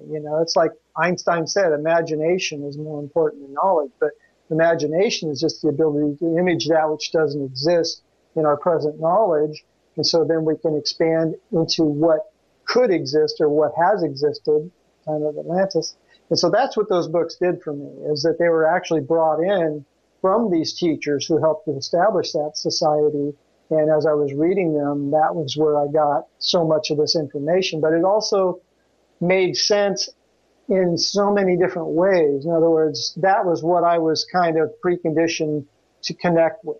Somebody else isn't going to have the same experience possibly, but that's really where this information was coming from those particular individuals. It was Ernest L. Norman and Ruth E. Norman, and they began writing these books. And several of these books were Return to Atlantis, and it goes into the civilizations in a very unique and very descriptive way. Did the 7 beings that you met in Puerto Rico give you a message for the rest of us? No, not so much. I guess this is my message right now. I mean, I'm on a radio show. I was the type person who, wouldn't have ever been even up in front of a group of people speaking for any possible reason. And now I do that. And, so the message is, yes, we all have this incredible, future ahead of us. And the more that we can be a part of helping others to recognize within themselves that this future exists, then that is what our purpose is. So that's about the only way I can answer that. So, and this is from Allison, she says, so we create our very own psychopaths to teach us. Souls take on that role to burn off extra karma? I wouldn't put it in that respect. What's happening when somebody there's a lot of different aspects to what you would call the interdimensional relationship of life. So there's other dimensions that exist where there are people who have completely been fragmented from a progressive state of mind. And so they exist kind of, you could call them ghosts or you could call them obsessions, but they come in on all the different negative frequencies. And so when somebody's thinking about doing something like going out and shooting up a school or all the crazy crap that we see go on, these other negative entities come in and they reinforce that thought. And so eventually that person goes and does this particular horrible atrocity. And all it's done is make them that much more immersed in this pool of negativity. And everybody that they contacted, everybody that they killed also now is connected in a more negative way. So yeah, no, there's no positive aspect related to that. Not that that individual can't eventually learn the lesson and pull themselves out of that particular negative kind of state, but that's not the way to go. With the references to stargates around the planet from not only different researchers but stories throughout the past, are those a direct connection and the results of technology from Atlantis? Yeah, I think if we were talking about stargates, it would be kind of connected with a technology that the Atlanteans actually had integrated technology and spirituality, we know, so that they could, within their own consciousness, travel instantaneously to other dimensions, to other realms where they could gain knowledge and learn about a much larger field of information than the one that they were presently functioning in, come back, and then they could help to teach those people. But as far as the technology of the specific Stargate, I don't really have any information about that. I just know what I've seen on TV, which I always thought it was great. There's something to it. And the reason why I think there is something to it, there are too many not only references in mythology, and mythology is always rooted somewhere, and that goes some of that goes back millennia, but also the different megalithic stone structures around the world that have the same basic concepts to them that we just don't understand. We don't bleeping understand why Göbekli Tepe is there, why the Mayan structures are there, why the stuff is in Peru and Bolivia and Pumapunku, Giza Plateau. We have no clue. Stonehenge. We can go on and on and on, but they're all also very similar. And it's fascinating to me. We just don't know what they were for. It's always funny to me. Immediately an archaeologist goes, oh, well, it's a religious temple. It's pointing to the stars. Well, duh. Okay, I could see that. But they built these things with, with labor, with love, and with intention. It just wasn't built to look good. You know what I mean? I'm sorry. You understand what I'm saying? Yeah, I think that in many of those cases, it may have been, like we were talking about, from the technology of more advanced civilizations that existed even in the past, such as Atlantis, that like the pyramids were kind of a memory that, brought the people together, but it wasn't carrying the same power and technology that it did as it was associated with that spiritual awareness and technology. So, as far as stargates, I think that, again, that's getting into a technology where we're talking about being able to travel beyond the speed of light. So there's a lot of different theories, and they're coming to the fore, because just to get to the next star system, we're talking like 6 quadrillion miles, and the fastest we can go right now is like 60,000. So it's going to take, I think it's about 18,000 years just to get to the nearest star. So yeah, we're talking about a technology that we aren't there yet, and it would be incredible to be able to get to the point to where we can start to, be spiritually advanced enough to where that'll be part of our evolution, but it's like, if we're just going to go and create wars on other planets, which of course has happened, then what would be the point of anybody bringing us that technology or helping us to understand it better? Yeah, I did the math, talked about this on the show a couple of weeks ago. Voyager will reach the next star and planet outside of our solar system, the next one over, the nearest, in the year 46,000 AD. 46,000. Let's say 30,000 years, 38,000 years, something like that. Yeah. It's so funny. And by the time it gets there, obviously nothing on it's going to work. All it is just a piece of space debris. Hopefully somebody is going to go out and grab it and pick it up and figure out, its trajectory and where it came from, and maybe look at it and look at the stuff that we left on it for them and figure something out. But 46,000 years from now, are we even going to be here to receive their message that we let them know that we are back here and exist? It's a fascinating conundrum. Yeah, it really is. But then when you get to the fact of, every one of us are going to go through this, you could call it a Stargate. When we leave our physical body, we're definitely going to be moving on somewhere, it just depends on what your beliefs are. But that's a pretty huge transition that we're going to go through. The energy of our physical body is suddenly going to be dissipated. And so it's like, okay, that's going to be a huge adventure. I hope we are ready for that one. I can't imagine anyone bigger than that. Let's take a break. When we come back, let's start to tie it all together. And you know what we didn't bring up yet, Doug? We didn't talk about Edgar Cayce. We have to. Yeah, we have to go there. The sleeping prophet. Yes, this is Fade to Black. Doug Taylor, Atlantis. I'll be back right after this.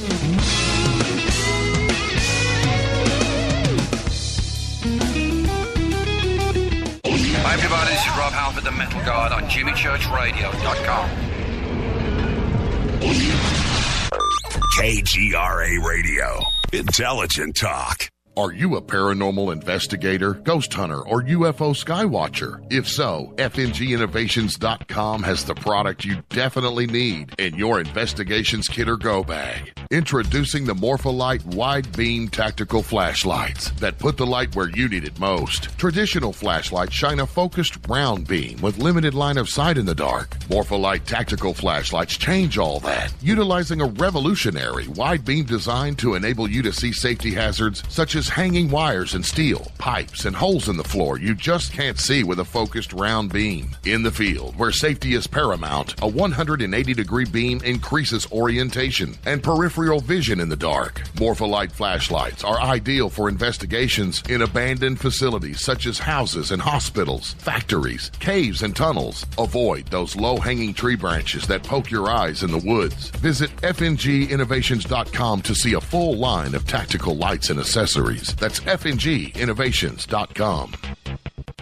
Now you can find all your favorite talk radio shows live, all in one place at TalkStreamLive.com. Listen from anywhere, office, home, or in your car. Just go to TalkStreamLive.com and click on one of the many live talk show hosts you want to listen to. It's free and easy. No computer? Download the smartphone apps. Never miss your favorite talk show. Find them all at TalkStreamLive.com.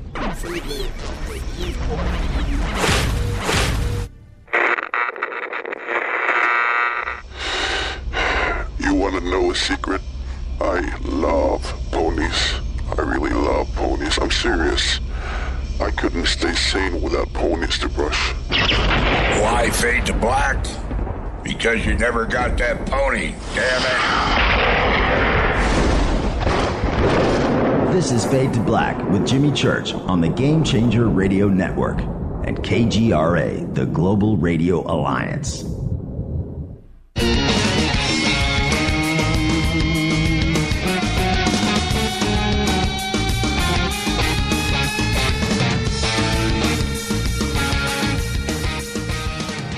Welcome back to Fade to Black tonight.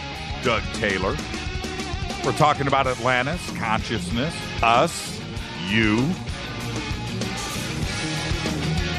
I might even open up the phone lines. 323-825-5045. Doug, you want to take some phone calls? Yeah, absolutely. I'm getting tired of hearing myself talk. Oh, no. It's all about you, my brother. No, it's not. Yeah, let's. You have no idea. Right now, I'm watching Twitter, and the conversation going around with everybody is just absolutely wonderful. And thank you for that. Well, I hope it's positive. It's all positive. You can feel the vibe.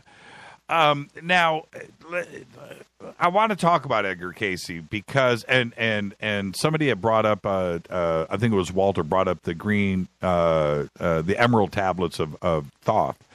And there has to be a repository somewhere that we just haven't discovered yet. Was Edgar Cayce right? And is that being repressed? You know, I'm talking about the library underneath the Sphinx Paw.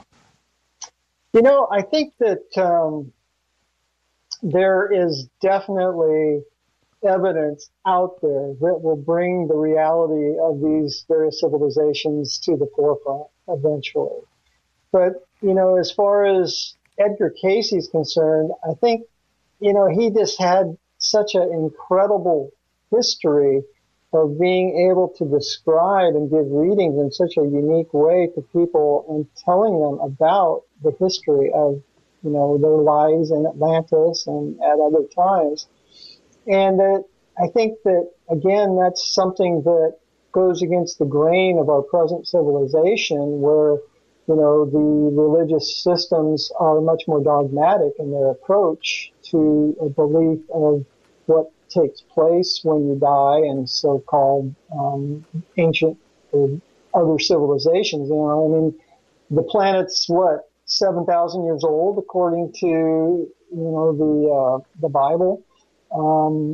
That's crazy. You know, I mean, we know through science and through the processes that we have formulated at this point today that we're finding things all the time. We're finding new things. So yeah, this is all going to come out eventually. You know, as far as whether it's specifically the way Edgar Cayce says it's going to happen or the way that Yanerius and the books that they've written say it's going to happen, who knows how it's going to all unfold, but you got to follow your own sense of what is truth and what is, you know, truth has no agenda. I think, you know, that's just the way it is. And everybody else does. You know, we all have an agenda, but if we're truly connected with trying to help in a selfless manner the planet and the people that we're associated with, then that in itself is its own reward, and that's going to bring these things to light eventually.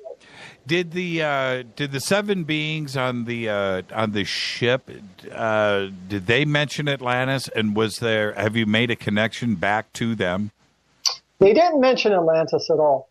To me, you know, I can't help but feel or wonder if that wasn't an experience that I may have had at some past life experience. In other words, something similar to that, because these individuals seem very familiar to me, but in a strange way. It was like You know, it was like I could connect with them. I felt like I could understand, in a sense, where they were at mentally. But, you know, like I said, I wasn't there. I was like primitive. And yet it was almost like I had at one time been more positively associated with them. So, you know, as far as what it was or where it was, I don't have any specific information about that. All I know is the experience itself had a tremendous effect on me. Were you, you know, this is kind of along the same lines when the starships and the warring factions that were going on with Atlantis, and then you are, you know, you're taking aboard a ship yourself. There must be a connection. Did they look the same? Was there the same vibe, the same star system? You mentioned Palladians earlier too, as well. Are we connecting the dots here? Yeah, I think that they're the general sense of the spiritual nature of, you know, the level that they were functioning on would have been similar to the teachings that were being formulated at times in more advanced civilizations such as Atlantis.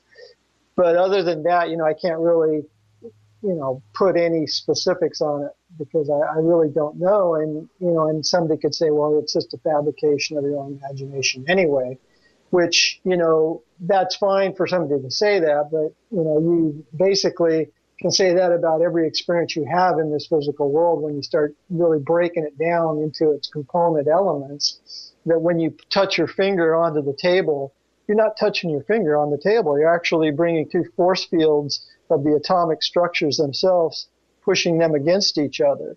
And so it's all an illusion, this physical dimension in a sense. And yet that's the problem, is that we've created such a concrete reality out of it that now we're kind of stuck in a prison of our own making, so to speak. When you are out speaking, I know people come up to you, you know, constantly and want either answers or they're going to relate their own experiences. You know, you have a collection of information that you don't talk about. I know that. You know that. And has somebody come up to you and talked to you about Atlantis, and you went, "Holy crap! They are with me. They know." Have you had a moment like that? And can you tell me about it? Absolutely. I think that one of the main things that I do, I really don't go out and speak that much. I mean, I like to, but sometimes, you know, it's just like I just don't feel like I'm that great of a speaker, so to speak. So I'll have my painting set up. People can come and, you know, if they come and they look at them, and not that I'm trying to sell them. I work, like I said, I work as a finished carpenter. I'm 61. I'm the oldest guy on the job, still working pretty much. But I love doing it, and painting is just a hobby that I like to do. It's fun to do, and it keeps me kind of inspired in a different way. And so people see the paintings, and that seems to be what affects them. They say, wow, I've seen that somewhere. You know, I've had an experience similar to that. It reminds me of something, you know. So if it's carrying a positive frequency that's uplifting those people, then I feel like, you know, I've done my job, so to speak. With the technology that we can look at now, that we can physically go out there and touch from the ancients, certainly Giza, you know, comes to mind first. Did we build that? I mean, it seems absolutely impossible and preposterous.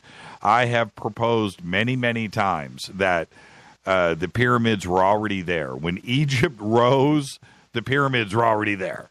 You know, that's why they never built any. You know, that's it. You know, did we have a hand in that, or was that just an Atlantean or possibly even ET assisted structure? So you don't believe that, what was his name, Joseph, just built them for games? Who's that? Ben Carson said that today? Oh, yeah, man, I guess I should make him. Yeah, that was pretty tasty, wasn't it? Yeah. But, Joseph. you know, it's hard to fathom exactly how something so massive could have been built. To me, it's still related in a sense to the fact that they are built out of stone, which is going to last longer than anything else that we know of at this time. And yet, on the other hand, they don't seem to contain any technology that would make us believe that they have some, major ulterior purpose that we don't know of. So, I am not going to really venture a guess as to exactly how or who built them. But I kind of lean towards the fact that I think they just had a lot of slaves at that time and a lot of time on their hands. And they were building from memories, from things that had existed that meant a tremendous amount to them. And so it was just a vast project, that they were able to put together. Well, I assembled. I could be totally wrong. Well, we all could be totally wrong.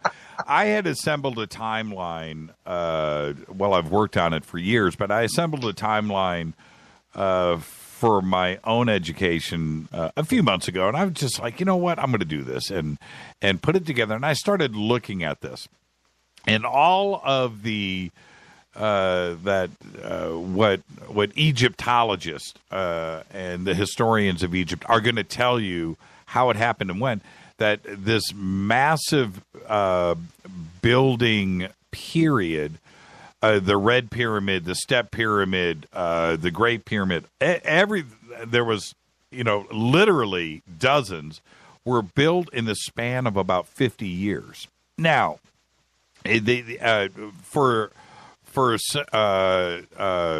was going to start naming names. For them to go and build the Red Pyramid and the Step Pyramid and in different locations with these huge building crews, there wasn't that kind of population there, and I don't know how that motivation came. They said, they weren't slaves. Well, okay, but you still have to have population growing food. You still have to have population doing other things. Everybody could not have been building one pyramid after they finish one and they just go to another site. All of it had to get quarried. It had to get built. It had to get carved. It had to get it designed. And that, I just think they've got it completely backwards. Completely. I think the Great Pyramid was already there. All of the other pyramids, and especially when you look at the examples of the Red Pyramid, that those were built to replicate what was already there. The Great Pyramid was their example.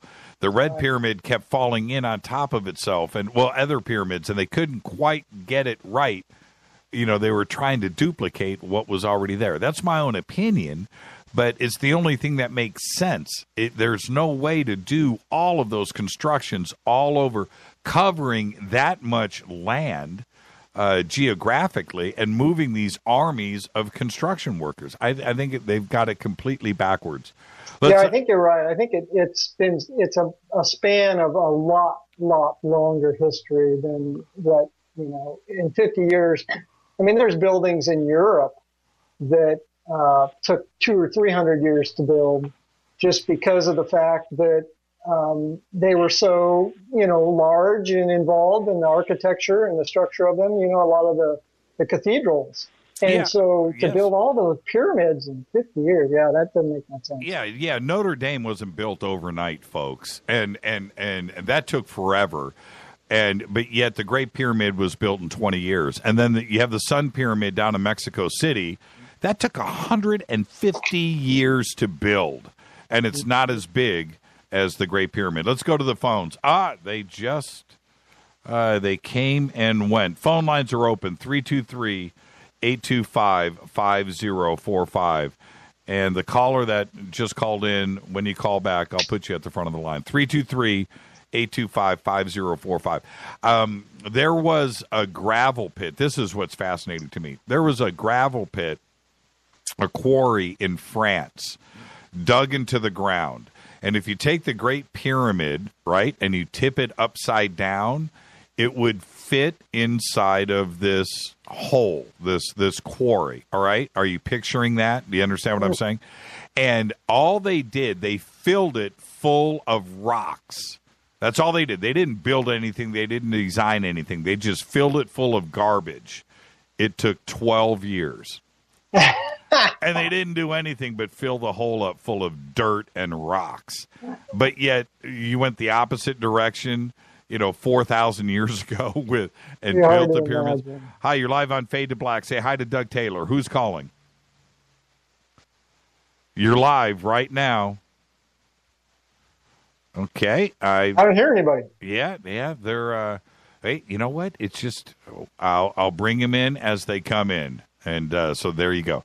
But, yeah, isn't that fascinating? So they want us to believe that it was built in 20 years, 4.5 million,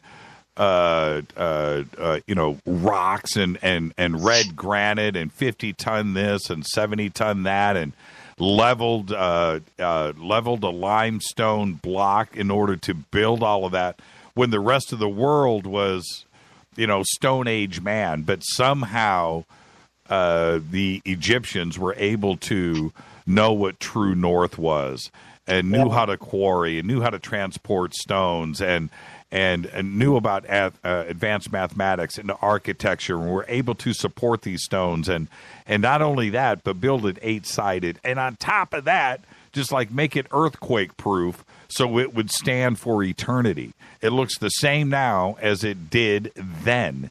It hasn't changed. And then it's got all those inner structures, all of the various tunnels and little places where, who knows what goes on or what went on at that time.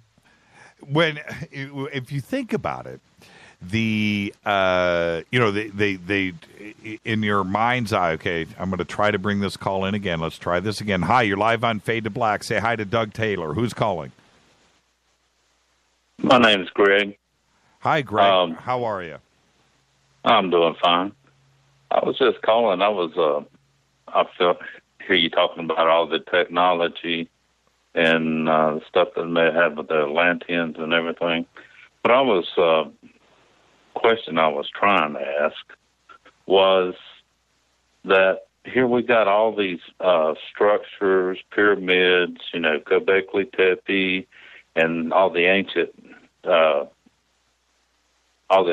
stuff that we have are showing, but we can't find no technology or the tools that they built with. It's a great point. Yes.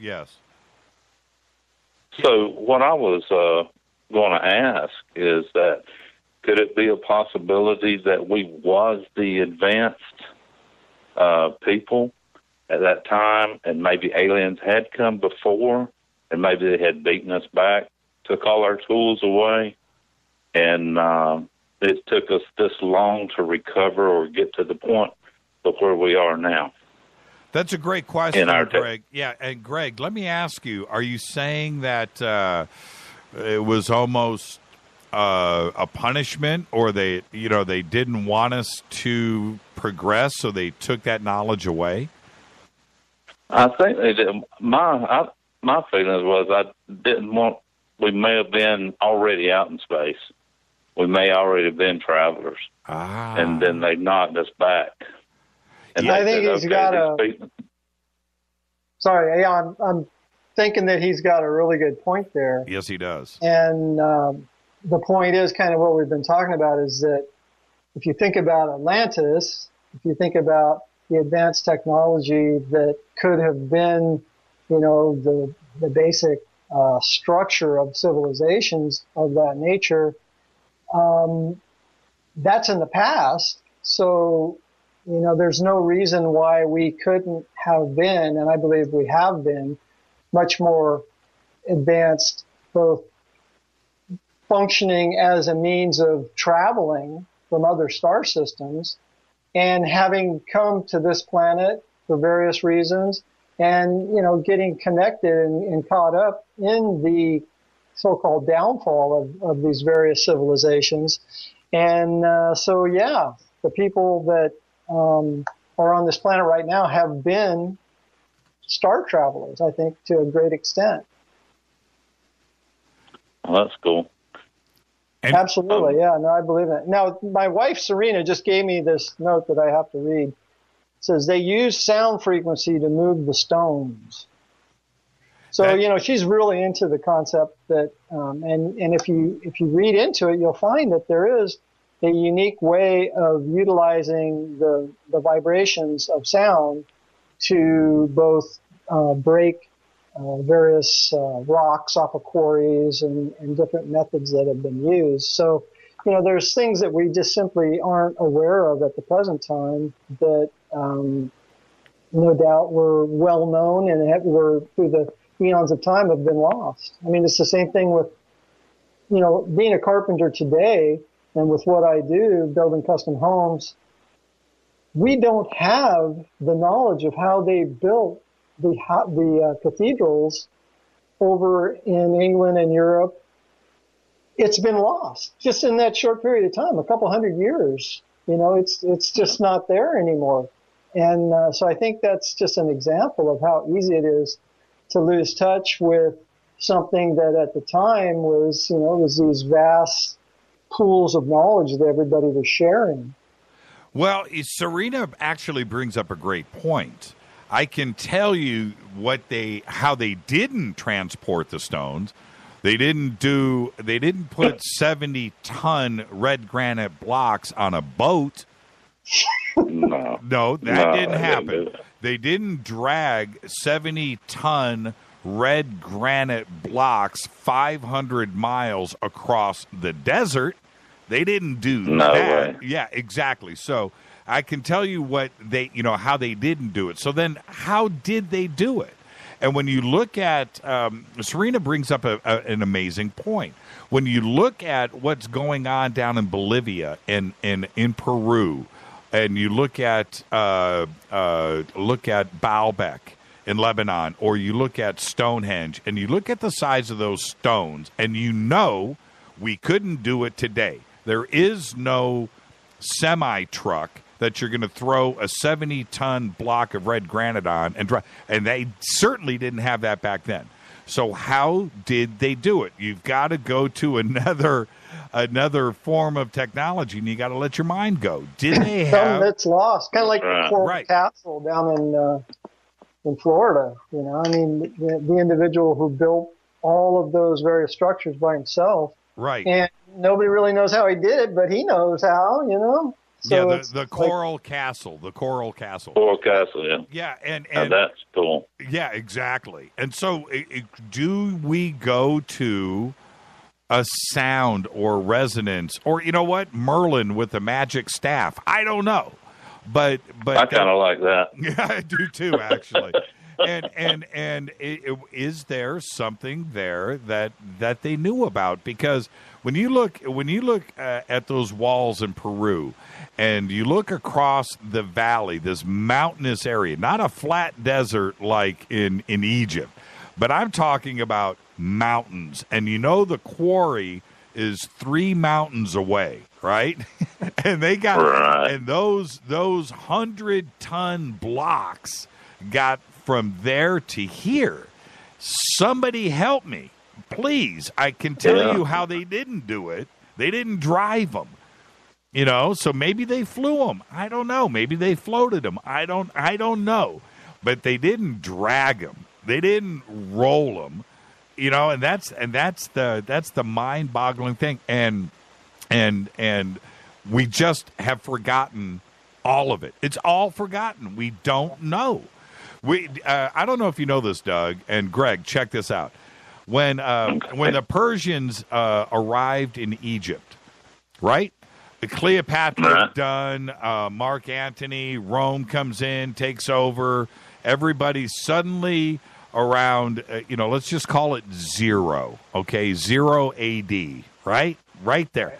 Right. At that point, everybody forgot everything about Egypt. They forgot about the magic. They forgot about the language. They forgot to read hieroglyphics. Cleopatra was Greek. And so everything about Egypt was gone. And in just a matter of decades, a couple of hundred Persians arrive, and they show up, And they go, what are those? Looking at the pyramids. By that, the Sphinx is buried in sand. And they're, what is that? Oh, we don't know. Well, who built them? Don't know. What are they for? Don't have a clue, but they look nice, don't they? Look pretty good. And then and Napoleon shows up. He rolls in, and he's heard about Egypt, right? And he rolls in, and he's going around. He's asking everybody, what is this? What, I don't know. Yep. Well, what were they? I don't know. It's amazing how that, and you look at the Mayan culture, and we had to go and decipher all of that. If we didn't have the Rosetta Stone, we wouldn't know anything. It's just amazing how that amnesia kicks in instantly. Pretty soon, Doug, we'll forget how we built In-N-Out Burger. It'll be like, what is that? I don't know. It's amnesia is a fantastic word to describe it, because in a sense it's like a psychic amnesia, because we're talking about the concept that our consciousness has a vast history of civilizations that we've been a part of in previous lifetimes that we don't have the memories from. So in a sense, we have this psychic amnesia, and a lot of it is because we don't want to remember. We want to remember the good parts, of course, but the downfalls, the destruction, the sinking, those are such traumatic things that's kind of the psychic amnesia, and that's where you have to start, in a sense, all over again, like Greg was talking about, from scratch to a certain extent, so you can begin that development again. And that's kind of what Atlantis was originally, as a means of bringing people together that needed to go through this process of re-educating themselves so they could live in a more positive way, and specifically to be able to develop individuals who had been traveling in other star systems and had gotten caught up in a lot of this physical vibration, so that they became trapped again into lower and lower and more negative states. Just like I talked about my own warring history. I used to have dreams all the time where I'd be fighting and battling people, and became aware that I had been a pirate. I had, had vivid experiences of being involved in very, very negative activities. And the awareness of those things was really a tremendous benefit to me as I became aware of, what I could do now in a positive way to see the lesson that I gained from having done those things. I want to talk to you. I want to talk more about your past life experiences. And Greg, I want to thank you for the phone call. Very insightful. First-time caller, too. Well, I really appreciate it. Hey, Greg, I want you to write Rita right now, Rita@jimmychurchradio.com, and give her your T-shirt size and your address, and we'll send you out a T-shirt. And I want to remind everybody, we had some issues with our shipper last week, and everything that didn't ship last week is shipping tomorrow. Everybody be patient. And Greg, you'll be part of that shipment if you write Rita right now. Thank you for the phone call. All right, I appreciate it. Have a great night. Thank you. Thanks, Greg. Yeah, let's take our last break, Doug. And when we come back, it's one of the most fascinating things is past lives, and I've got my own little couple of things here and there too I want to talk to you about, and we'll do that, and we'll also take some more calls right after this short break. This is Fade to Black tonight. Douglas Taylor is right here. It is an all Atlantis evening. This is Fade to Black. I'm your host, Jimmy Church. Caller, if you're on hold, you just stay right there. We'll take your call next. Fade to Black, bespoke radio for the masses. Doug Taylor, Atlantis, when we come back.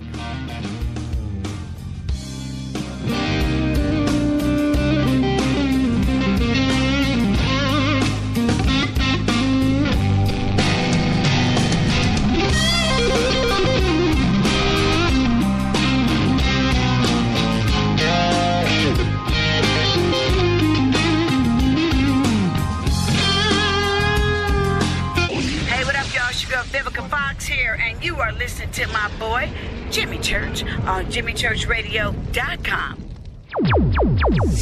Despite popular opinion, reading a book will not make you smarter. But listening to Jimmy Church will.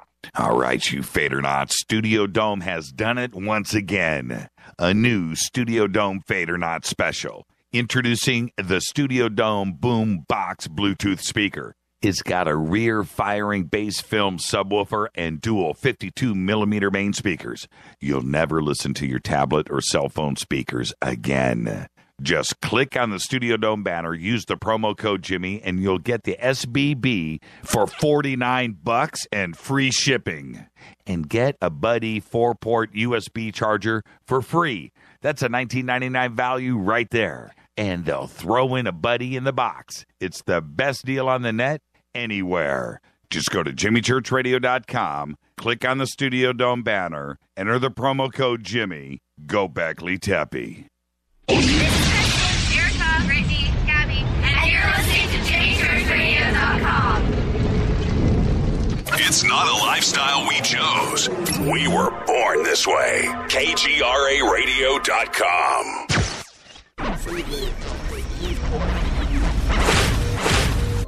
This is KJCR at JimmyChurchRadio.com.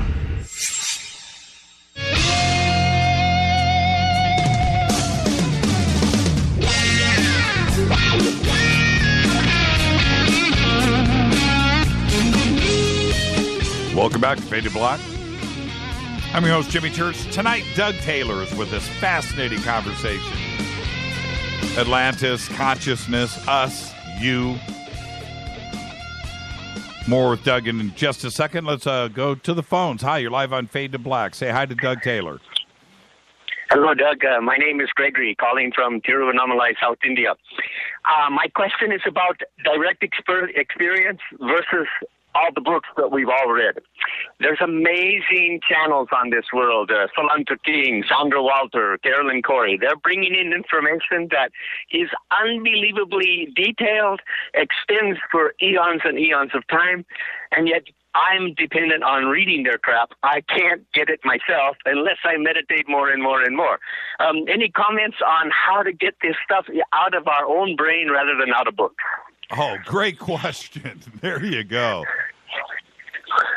Sure. Yeah. There's a statement that probably comes from India, but I'm not quite sure who made the statement. But it was basically, when the student is ready, the master will appear. So I think that what I mean by that is that, you know, we all are in such a fast-paced society. You know, it's like, I want to have everything right now. And when you think about the process of evolution, it's a long, drawn-out process. It can happen quite rapidly depending on the individual's preconditioning. So in other words, if we've had in the spiritual world before we incarnated into this physical body, a preconditioning, an educational curriculum that we set up, when we come in, we're going to be intuitively guided to certain books. Now, those books you're going to read might give you a certain amount of information, but it doesn't really mean anything unless you can make it a part of yourself.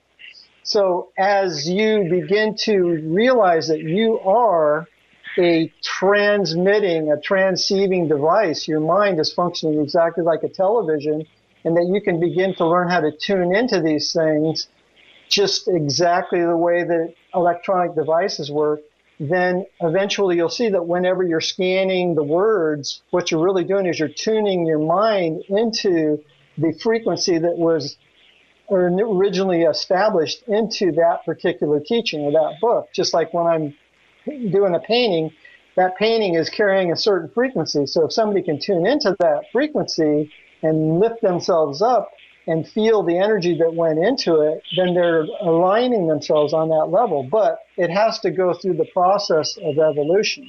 So that's just so critical to it. And evolution can be very slow at times. It depends on each one of us and what we've set up and what we've been preconditioned with before we came into this physical body.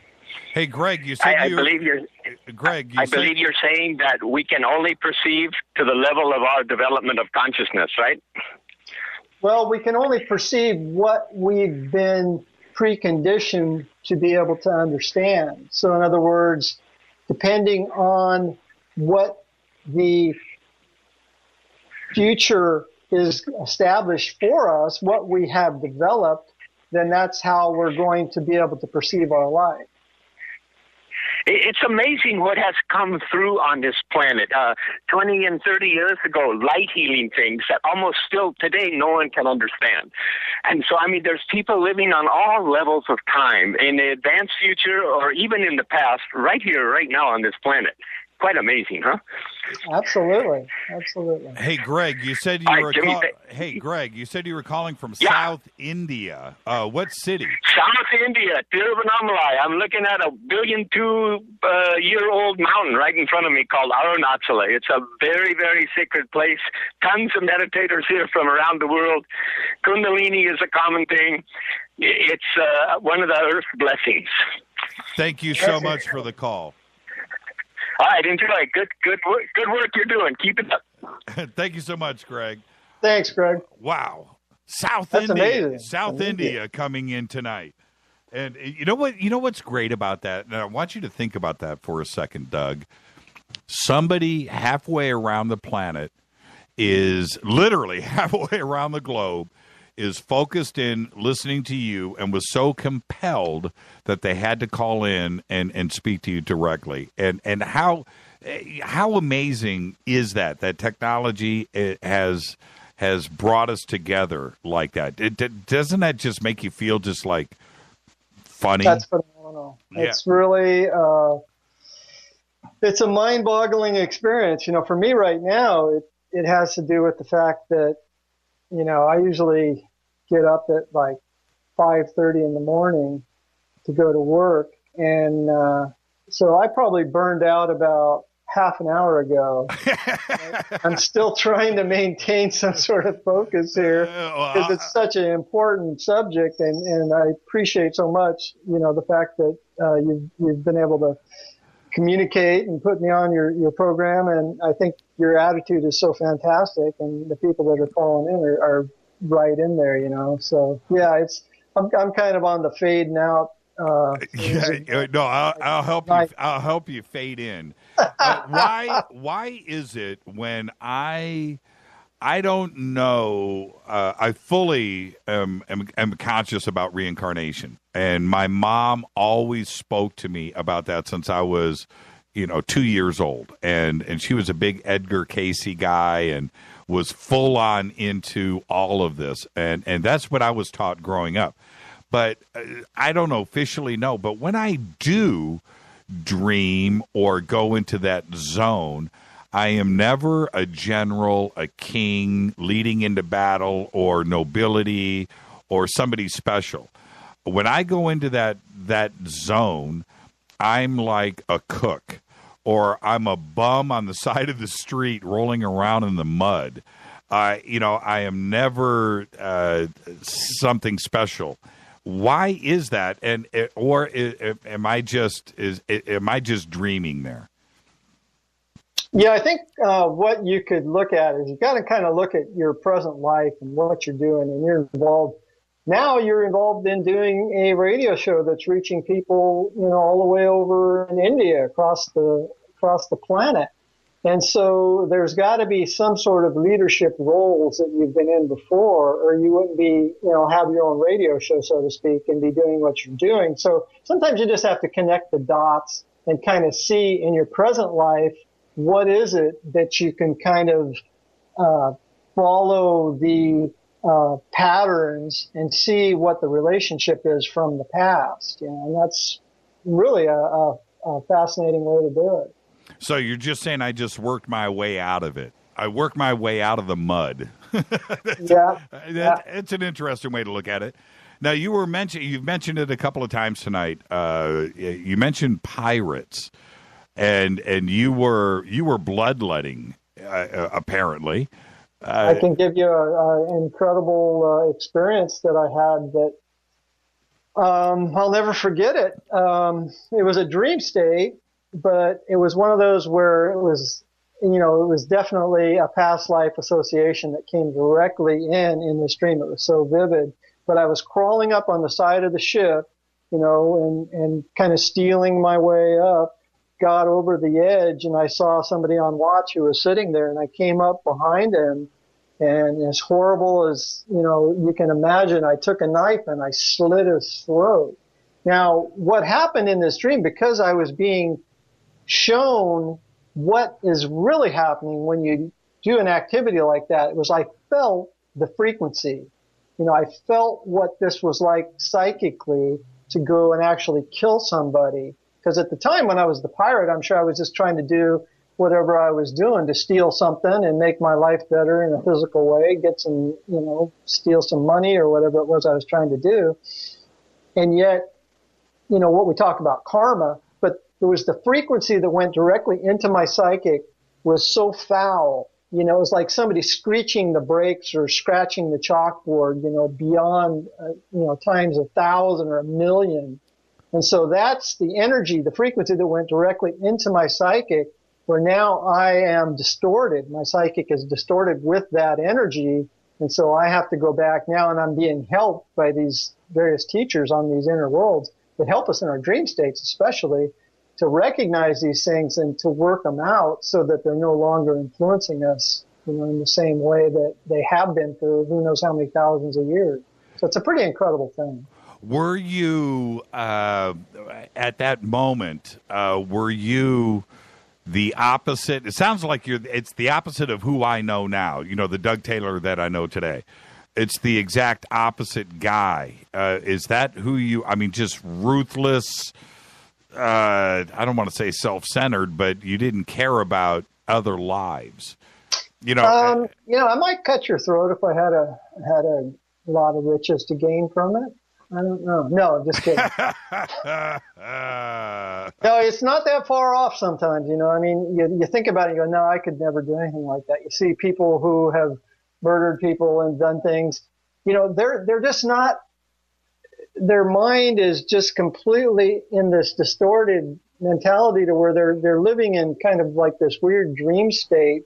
And so they're acting out things that are totally from their past, and they don't have any understanding of why. So now I know about why I shouldn't do that. Right. At the time when I was that pirate, I was just, I was an ignorant person, and I was doing what I had basically evolved into at that particular lifetime. And it was a horrible, horrible thing that just added karma and lowered my energy field to a point to where I was more connected to the physical realm and had to go back and, in a sense, work out that horrible negative frequency within my psychic by understanding where it came from and how I'm now not going to ever do that again. So, yeah, no, I'm not going to cut your throat. How yeah, let's hope not. How does it work? The pirate past life, right? That period, and here you are today. Were there a couple of other lives in between that you knew about, or how does it work? For me, I think what you can look at is all of the things that are going on in your life right now. There are clues to all of your past lives. It's just is very hard to be able to kind of pick the clues up until you really start putting your consciousness into it. And plus we need help. But, okay, just take an example. It might be kind of hard to kind of see this in the way that I do because to me it became so natural. Right. But all the tool bags that I wear at work, I got the hammer, I got, I have all of these different things and they're like weapons. So I'm walking around and not knowing it, growing up in construction, I always enjoyed it. But we were all out there, in the war, in the battlefield, being conquistadors, being all of these various warrior characters. And that was a huge part of my mentality that I had to really see. And it's a huge part of the mentality of our planet as a whole. So it's important to understand how to break yourself away from that. But, just those tools and all the various elements represented the swords and all the negative things that I used to harm people in the past, although now I was building a structure with it. But still, it's that energy that's going into it that you have to recognize. Hi, you're live on Fade to Black. Say hi to Doug Taylor. Who's calling? Hi, Doug and Jimmy. This is Jim from New York. Hi, Jim. Hi, Jim. Nice to meet you. Hi. Yeah, I just wanted to tell you, I had a meditative experience that didn't figure it out, maybe you could put some insight on it. It freaked me out. I haven't meditated since then, but I probably should get over it and try it over. But back in the 80s, I was meditating, and one day about 25 years ago, I decided to put it to the test, so to speak, and do something somewhat dangerous. But what I did was I went out into the woods and climbed it, and I at dusk, and I was going to climb this. I climbed this big pine tree as high as I could at dusk, and then I told myself, I'm going to meditate, and when it gets dark, I'm going to climb down the tree as fast as I can, and see if I'm able to do it and whatever, and how well I do it, and without hurting myself. So, I have had good luck meditating just as far as in the past, just as far as able to sleep good and not move, and use it as an alarm clock and wake up,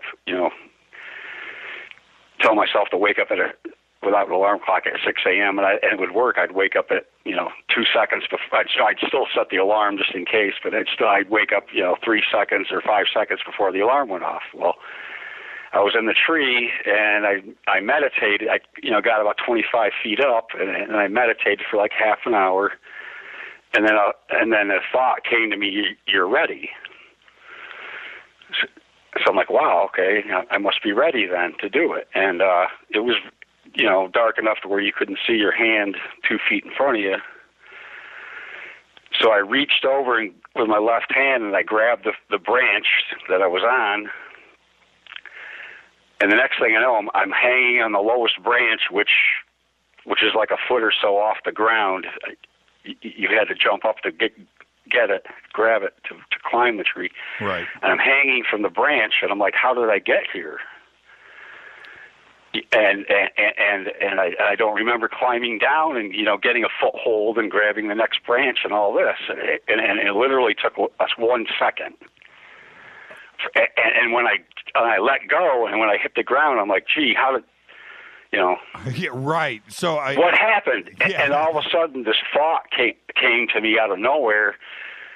And then what it said was, you slithered backwards down it like a snake.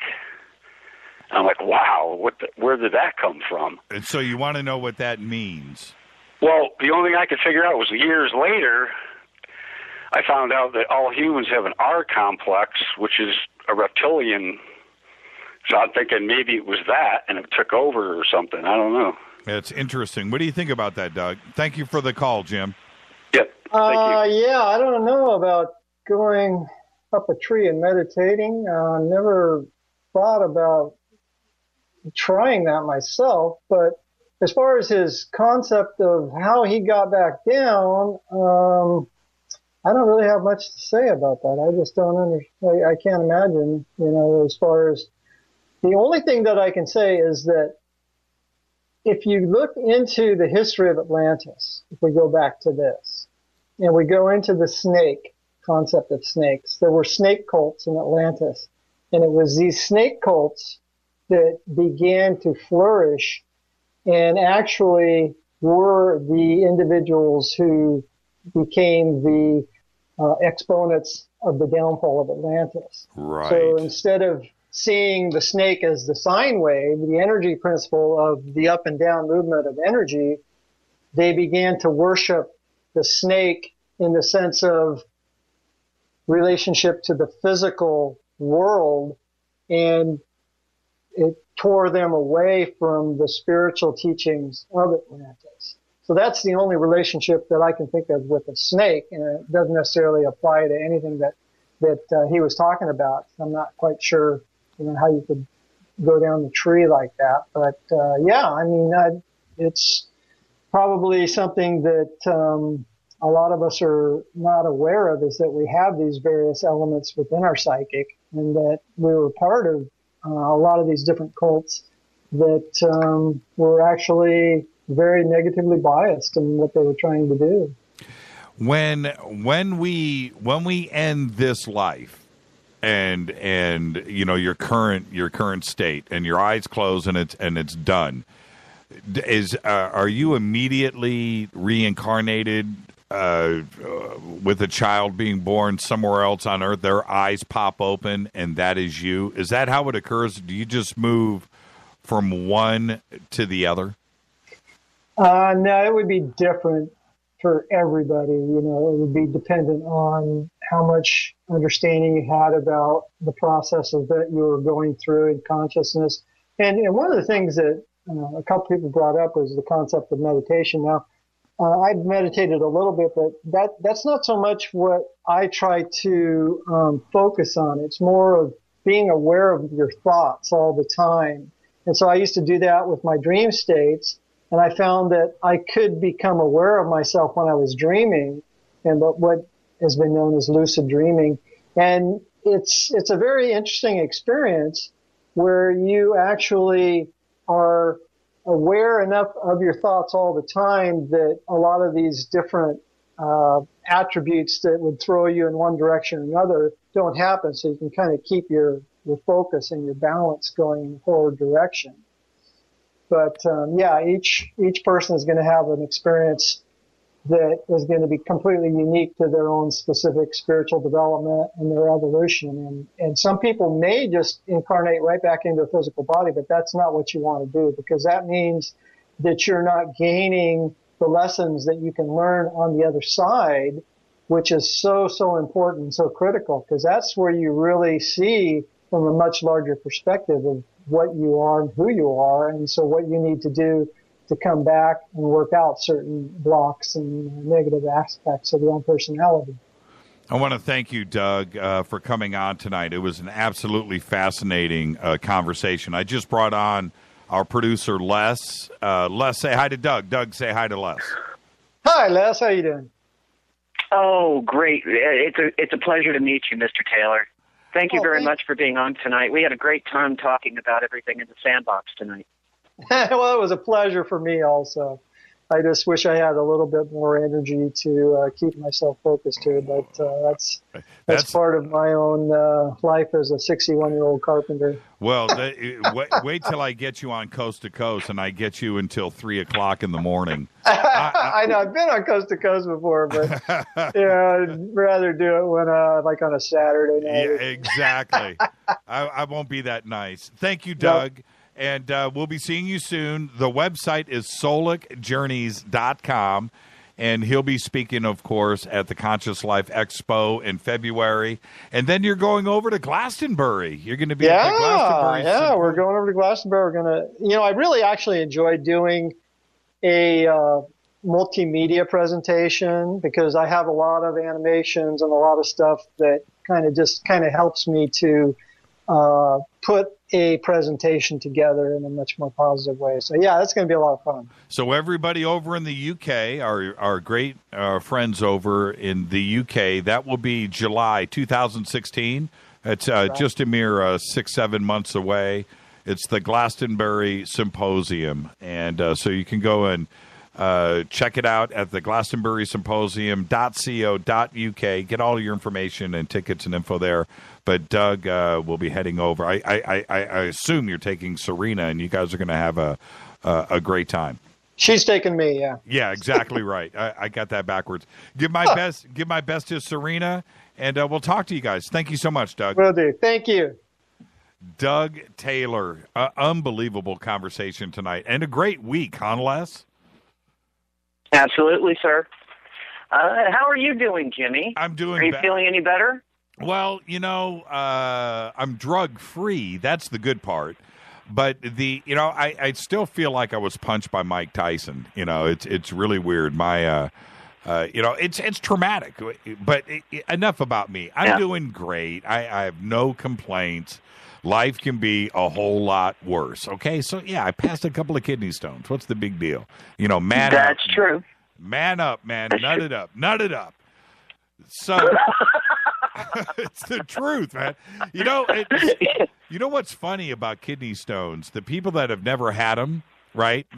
What's the big deal? The people that have had them They will look at you dead in the eye and go, dude, I felt like I was dying. They get it. They know, right? And unless you've had them, it's unfrigging believable. Your body freaks out. And it goes from the top of your forehead to the tips of your toes. It is an incredible thing. I don't know what it's like to fall down a flight of stairs, but I'd rather do that. I'd rather do that. I'd rather take that outcome. I'd rather step in front of a moving bus than go through that whatever. I hear you. And take what comes, man. Take what comes. Evel Knievel going over the fountains at Caesar's Palace and breaking 80 bones. It's nothing. I'd rather do that. I'd rather do that than go through kidney stones. Well, I am blessed the fact that I have not had them, knock on wood, and I would never want to be in the position you were in and have been in, sir.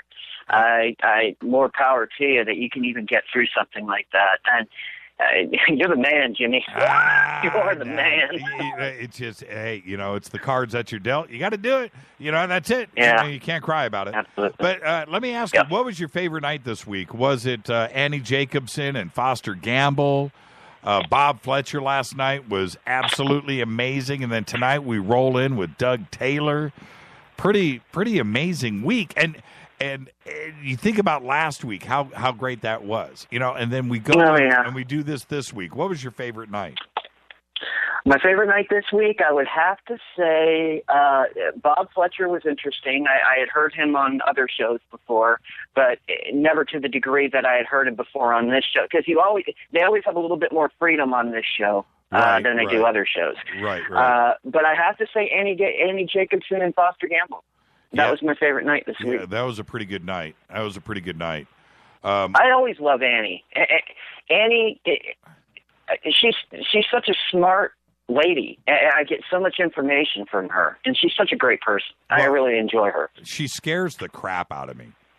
That's what Doesn't she, though? Yeah, she does. She does. She's holding back, and there's just thing. It's funny because you're sitting there and you're talking. She goes, "You know what? I'm going to tell you something that's really going to freak you out." And I'm like, okay, here it comes, And that's the thing about Annie. Whether it's Area 51 or Project Paperclip or this DARPA stuff, she goes where I would want to go, but I only talk about it. She actually goes out and gets it done. And I know she's sitting on a wealth of knowledge that is just frightening, and she knows things. Yeah, you're right. Dude, I really wonder sometimes if she says just enough to get by, but there's some stuff she just can't say, or she knows she's going to disappear. Oh, that's the truth. That's 100% the truth. Yeah, there's only so far that she can go. So, yeah, scary. Absolutely. So, we've got a great week lined up. I cannot wait to announce what we have going on next week. You probably know. Don't say anything. Give us a hint. Give us a hint. Nope, can't do it. Not going to do it. You're killing me, Jimmy. You're killing me. I'm not going to do it. Take us out of here, Les. All right, brother. First, Jimmy would like to thank all the new callers in Fader Not Too Phone Tone Night. Special thanks to Douglas Taylor. Fade to Black executive producer is Rita Camurian. Special thanks to LJ3, that's me, Renee, Jonas, Mark, and Dennis. Announcers are Steve Harder, Gene Vito, and Mark D. Kovar. Fading by Dale, webmaster is Drew, the Geek. Music is by Doug Aldrich. Intro by Spaceboy. See him at spaceboymusic.com. Fade to Black is produced by KJCR for the Game Changer Network and syndicated on KGRA. And with that for the week, Jimmy and I are out of here. Thank you so much, Les. Have a great, safe weekend. All right, sir. This broadcast is owned and copyrighted 2015 by Fade to Black and the Game Changer Network. It cannot be rebroadcast, downloaded, copied, or used anywhere in the known universe without written permission from Fade to Black or the Game Changer Network. I'm your host, Jimmy Church. Follow us on Twitter at JChurchRadio. I want everybody to be safe. Go Beckley Tappy.